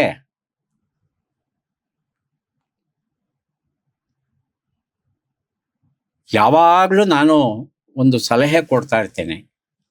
ಮನೆಯಲ್ಲಿ ಒಂದು ಕಪ್ಪು ಹಲಿಗೆನೋ ಬಿಳಿ ಹಲಿಗೆನೋ ಯಾವುದೋ ಒಂದು ಇಟ್ಟು ದಿನ ಒಂದು ಶಬ್ದ ಬರೀರಿ, ಕನ್ನಡದ ಒಂದು ಪದ ಬರೆದು ಅದರ ಅರ್ಥ ಬರೀರಿ. ಒಂದು ಕನ್ನಡ ನುಡಿಗಟ್ಟನ್ನು ಬರೀರಿ, ಅದರ ಅರ್ಥ ಬರೀರಿ. ಒಂದು ಗಾದೆ, ಒಂದು ಒಗಟು, ಕರ್ನಾಟಕದ ಬಗ್ಗೆ ಒಂದು ವಿಶೇಷ ಮಾಹಿತಿ. ಇಷ್ಟು ಒಂದು 5 ಸಾಲನ್ನು ಸುಮ್ಮನೆ ಬರಿತಾ ಹೋಗಿ. ಮಕ್ಕಳಿಗೆ ಓದಿ ಅಂತ ಹೇಳಬೇಡಿ, ಹೆಂಡತಿಗೂ ಹೇಳಬೇಡಿ, ಅಜ್ಜ ಅಜ್ಜಿ ಯಾರಿದಾರ ಮನೇಲಿ ಯಾರಿಗೂ ಹೇಳಬೇಡಿ. ಸುಮ್ಮನೆ ಬರ್ತಾ ಕೇಳಿ. ಹೋಗೋರು ಬರೋರು ಸುಮ್ಮನೆ ಒಂದ್ಸಲ ಕಣ್ಣು ಹಾಯಿಸ್ತಾರೆ ಆ ಕಡೆ. 100 ಜನರಲ್ಲಿ 2 ಕಲ್ತರೂ ಸಾಕು.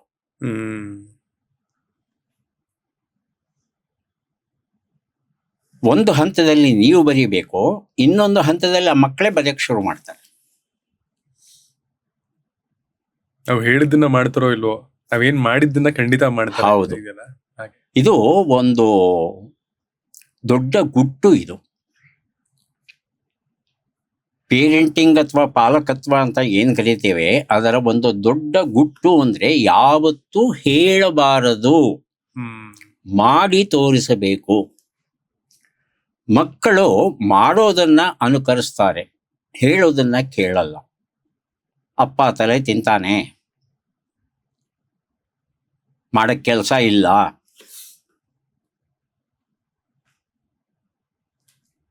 ಯಾಕಂದ್ರೆ ಆ ಧ್ವನಿಯಲ್ಲಿ ಹರಿತಾ ಇರುತ್ತೆ, ಶಾರ್ಪ್ನೆಸ್ ಇರುತ್ತೆ. ಅದು ಮಕ್ಕಳ ಮನಸ್ಸಿಗೆ ನೋವಾಗುತ್ತೆ. ಹೊರಗಡೆಯಿಂದ ಬಂದು ಕೂಡಲೇ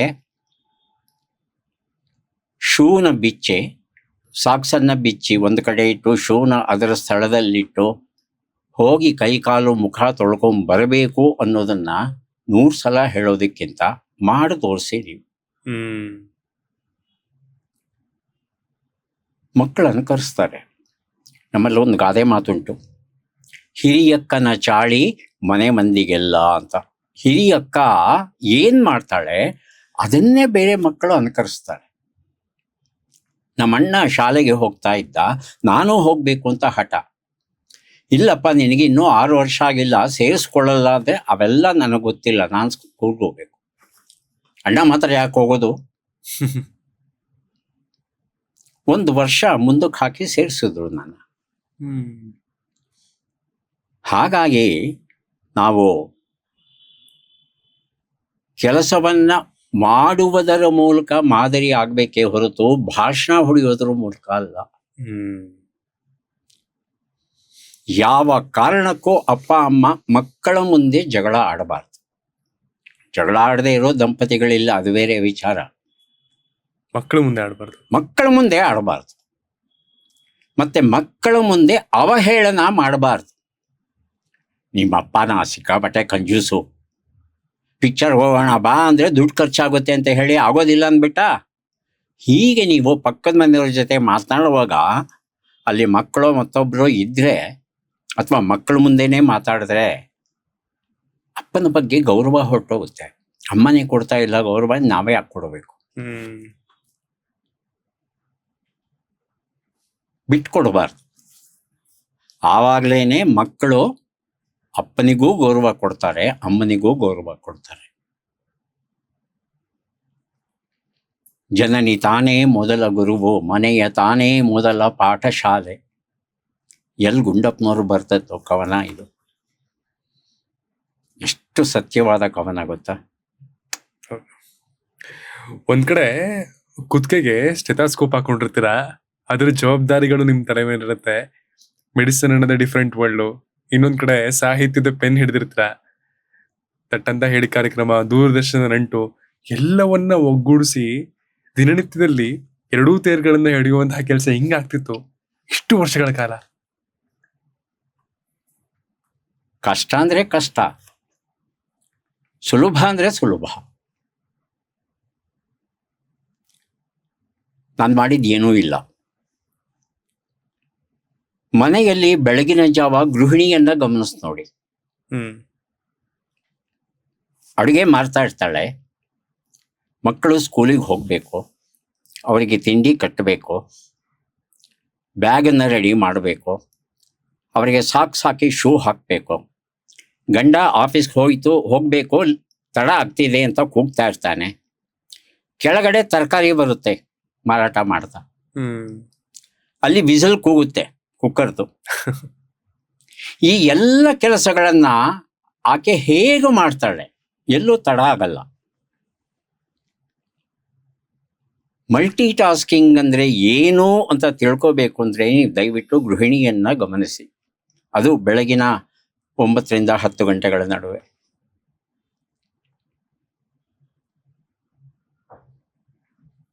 ಹಾಗಾಗಿ ಇದು ಹೊರೆ, ನನ್ನಿಂದ ಆಗಲ್ಲ ಅಂದ್ರೆ ಖಂಡಿತ ಆಗಲ್ಲ. ಅದು ಯಾಕಾಗಲ್ಲ ಅಂತ ಪ್ರಶ್ನೆ ಕೇಳ್ತು ಅಂದ್ರೆ ಖಂಡಿತ ಸಾಧ್ಯವಾಗುತ್ತೆ. ಎರಡನ್ನೂ ಈಕ್ವಲಿ ಎಂಜಾಯ್ ಮಾಡ್ತಿದ್ರೆ ಎಷ್ಟು ವರ್ಷಗಳ ಕಾಲ. ಹೌದು. ಯಾವಾಗ ನಿಮಗೆ ಖುಷಿ ಕೊಡುತ್ತೋ ಆ ಕೆಲಸ ಅದು ಕೆಲಸವಾಗಿ ಕಾಣಲ್ಲ. ಯಾವಾಗ ಬೇಸರವಾಗಿ ಮಾಡಬೇಕಲ್ಲ, ಅಯ್ಯೋ ಬೇರೆ ದಾರಿ ಇಲ್ಲ ಅಂತ ಮಾಡಿದಾಗ ಅದು ಯಮಭಾರವಾಗುತ್ತೆ. ಮಕ್ಕಳಿಗೆ ಯಾವತ್ತೂ ಹೇಳ್ತಾ ಇರ್ತೇನೆ, ಇಷ್ಟಪಟ್ಟು ಓದಿ, ಕಷ್ಟಪಟ್ಟು ಓದಬೇಡಿ ಅಂತ. ಓದಿಗೆ ಸಂಬಂಧಪಟ್ಟ ಹಾಗೆ ಒಂದು 5 ಸಾರ್ವಕಾಲಿಕ ಸತ್ಯಗಳನ್ನ ಹೇಳ್ತಾ ಇರ್ತೇನೆ ಹುಡುಗರ ಹತ್ರ. ಈ ಜಗತ್ತಿನಲ್ಲಿ ಯಾರೂ ದಡ್ಡರಿಲ್ಲ, ಅರ್ಥ ಮಾಡ್ಕೊ. ಯಾರೂ ಇಲ್ಲ. ಏನು ಸರ್ ಹೀಗೆ ಹೇಳ್ತೀರಿ ನೀವು? ನಮ್ಮ ಗಣಿತದ ಅಧ್ಯಾಪಕರು ಹೇಳ್ತಾರೆ, ನಿನ್ನ ತಲೆ ಒಳಗೆ ಜೇಡಿ ಮಣ್ಣು ತುಂಬಿದೆ, ಪಾಠ ನಿಂಗೆ ಹತ್ತಲ್ಲ, ದನ ಕಾಯೋಕ್ಕೆ ಹೋಗಂತ ಹೇಳ್ತಾರೆ. ನೀವು ನೋಡಿದ್ರೆ ಈ ಜಗತ್ತಲ್ಲೇ ದಡ್ರಿಲ್ಲ ಅಂತ ಹೇಳ್ತೀರಿ. ಇದು ಹೇಗೆ ಸಾಧ್ಯ? ಮನುಷ್ಯ ಪಕ್ಷಪಾತಿ, ಪ್ರಕೃತಿ ಪಕ್ಷಪಾತಿ ಅಲ್ಲ. ಈ ಜಗತ್ತಿನಲ್ಲಿ ಯಾವುದೇ ಮೂಲೆಯಲ್ಲಿ ಯಾವುದೇ ಮಗು ಹುಟ್ಟಲಿ, ಆ ಮಗುವಿನ ತಲೆಯಲ್ಲಿ 100 ಬಿಲಿಯನ್ ನರ್ವ್ ಸೆಲ್ಸ್ ನಿಖರವಾಗಿ ಕೊಡುತ್ತೆ ಪ್ರಕೃತಿ. ಹೆಚ್ಚು ಮಾಡಲ್ಲ, ಕಡಿಮೆನೂ ಮಾಡಲ್ಲ. ಇವನು ಬೆಳಗಿದ್ದಾನೆ ಜಾಸ್ತಿ ಕೊಡೋಣ, ಇವನು ಕಪ್ಪಗಿದ್ದಾನೆ ಕಡಿಮೆ ಕೊಡೋಣ. ಹುಟ್ಟುತ್ತಾ ನಾವೆಲ್ಲ ಒಂದೇನೆ, ಸಮಾನ ಬುದ್ಧಿವಂತಿಕೆ. ಆದರೆ ಬರ್ತಾ ಬರ್ತಾ ನಿಮ್ಮನ್ನು ಬುದ್ಧಿವಂತರನ್ನಾಗಿ ಮಾಡೋದು ಇಲ್ಲ ದಡ್ಡರನ್ನಾಗಿ ಮಾಡೋದು 3 ಪರಿಸರ. ಒಂದು ನಿಮ್ಮ ಮನೆಯ ಪರಿಸರ, ಎರಡನೇದು ನಿಮ್ಮ ಶಾಲಾ ಪರಿಸರ, ಮೂರನೇದು ಗೆಳೆಯರ ಪರಿಸರ. ಇವರು ನಿಮ್ಮನ್ನ ಬುದ್ಧಿವಂತರನ್ನಾಗಿ ಮಾಡ್ತಾರೆ, ಇಲ್ಲ ದಡ್ಡರನ್ನಾಗಿ ಮಾಡ್ತಾರೆ. ನಿಮ್ಮ ಜೊತೆ ಇರೋ ಗೆಳೆಯರು, ಬಾ ಗುರು ಗುಂಡು ಹಾಕೋಣ ಅಂಥವ್ರು ಇದ್ರೆ ನೀವು ಗುಂಡು ಹಾಕೋದನ್ನು ಕಲಿತೀರಿ.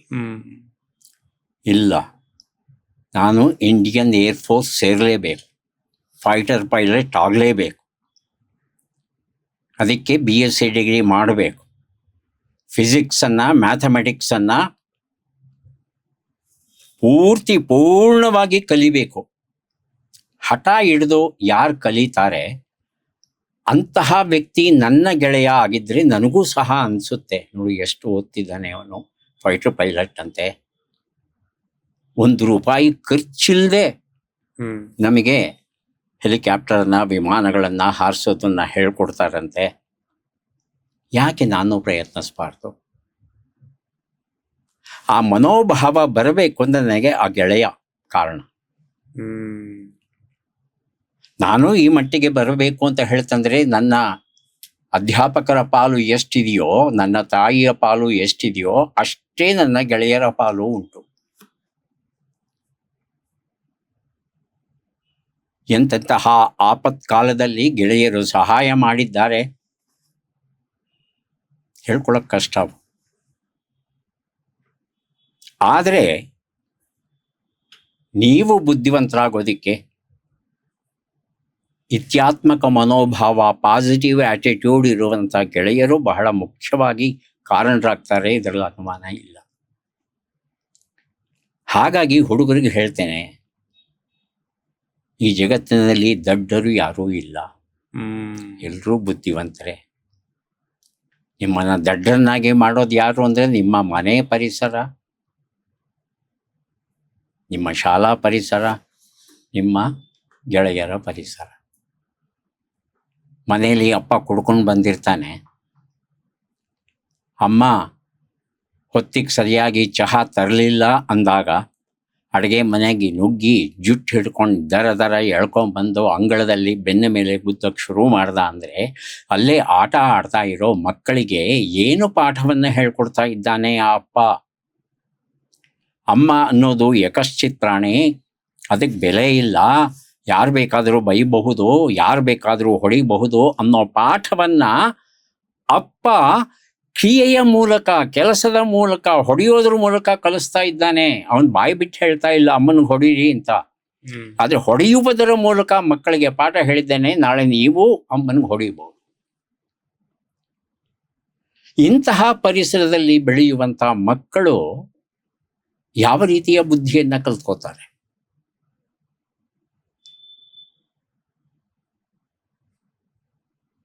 ಹಾಗಾಗಿ ಮಕ್ಕಳ ಜೊತೆ ಮಾತುಕತೆ ಆಡುವಾಗ ನಿಮಗೆ ನಿಮ್ಮಲ್ಲಿ ಆ ಶಕ್ತಿ ಉಂಟು.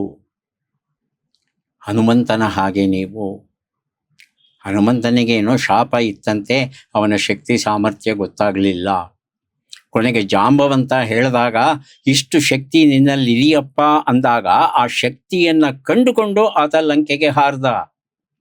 ಹಾಗೆ ನೀವು ಅಷ್ಟೇ, ನಿಮ್ಮಲ್ಲಿ ಅಪಾರವಾದ ಶಕ್ತಿ ಇದೆ. ನಿಮ್ಮ ಮಿದುಳು ಏನನ್ನ ಬೇಕಾದರೂ ಕಲಿಯುತ್ತೆ, ಆ ಶಕ್ತಿ ಉಂಟು ಅದಕ್ಕೆ. ನೀವು ಮನಸ್ಸು ಮಾಡಬೇಕು. ಇಷ್ಟಪಟ್ಟು ಓದಿ, ಕಷ್ಟಪಟ್ಟು ಓದಬೇಡಿ. ಕ್ರಿಕೆಟನ್ನು ಅಷ್ಟು ಇಷ್ಟಪಡ್ತೀರಿ, ಕ್ರಿಕೆಟ್ ತಾರೆಗಳ ಕಥೆಯೆಲ್ಲ ನಿಮಗೆ ಗೊತ್ತು.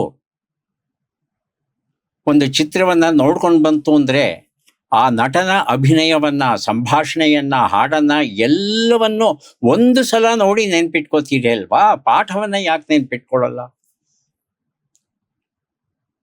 ನಮ್ಮ ಶಿಕ್ಷಣ ವ್ಯವಸ್ಥೆಯಲ್ಲಿ ಪಾಠ ಪಠ್ಯ ಅಂದರೆ ಅದೊಂದು ಶಿಕ್ಷೆ ಅನ್ನೋ ರೂಪದಲ್ಲಿ ಪರಿವರ್ತನೆ ಆಗಿದೆ. ಖುಷಿ ಖುಷಿಯಾಗಿ ಕಲಿಸೋ ವ್ಯವಸ್ಥೆಯೇ ಇಲ್ಲ ನಮ್ಮಲ್ಲಿ. ಆಟದ ಮೂಲಕ ವಿಜ್ಞಾನವನ್ನು ಎಷ್ಟು ಸೊಗಸಾಗಿ ಕಲಿಸಬಹುದು, ಗಣಿತವನ್ನು ಎಷ್ಟು ಸೊಗಸಾಗಿ ಕಲಿಸಬಹುದು, ಅನೇಕ ಪ್ರಯೋಗಗಳು ಜಗತ್ತಿನಲ್ಲಿ ನಡೆದಿವೆ. ಅದು ಯಾವುದೂ ಬೇಡ ನಮಗೆ. ಅಧ್ಯಾಪಕ ಆಗಿದ್ದೀನಿ, ಸಂಬಳ ತಗೋತೀನಿ, ಸಂಬಳ ತಗೊಂಡ ಕರ್ಮಕ್ಕೆ 1 ಗಂಟೆ ಕಾಲ ಒದರ್ತೀನಿ, ಕಲ್ತ್ರೆ ಕಲೀರಿ, ಬಿಟ್ಟರೆ ಬಿಡಿ, ನಿಮ್ಮ ಹಣೆ ಬರಹ. ಇಂತಹ ಅಧ್ಯಾಪಕರು ನಮ್ಮ ನಡುವೆ ಇರುವಾಗ ನಮ್ಮ ಮಕ್ಕಳು ಬುದ್ಧಿವಂತ ಮಕ್ಕಳು ಆಗೋದು ಹೇಗೆ?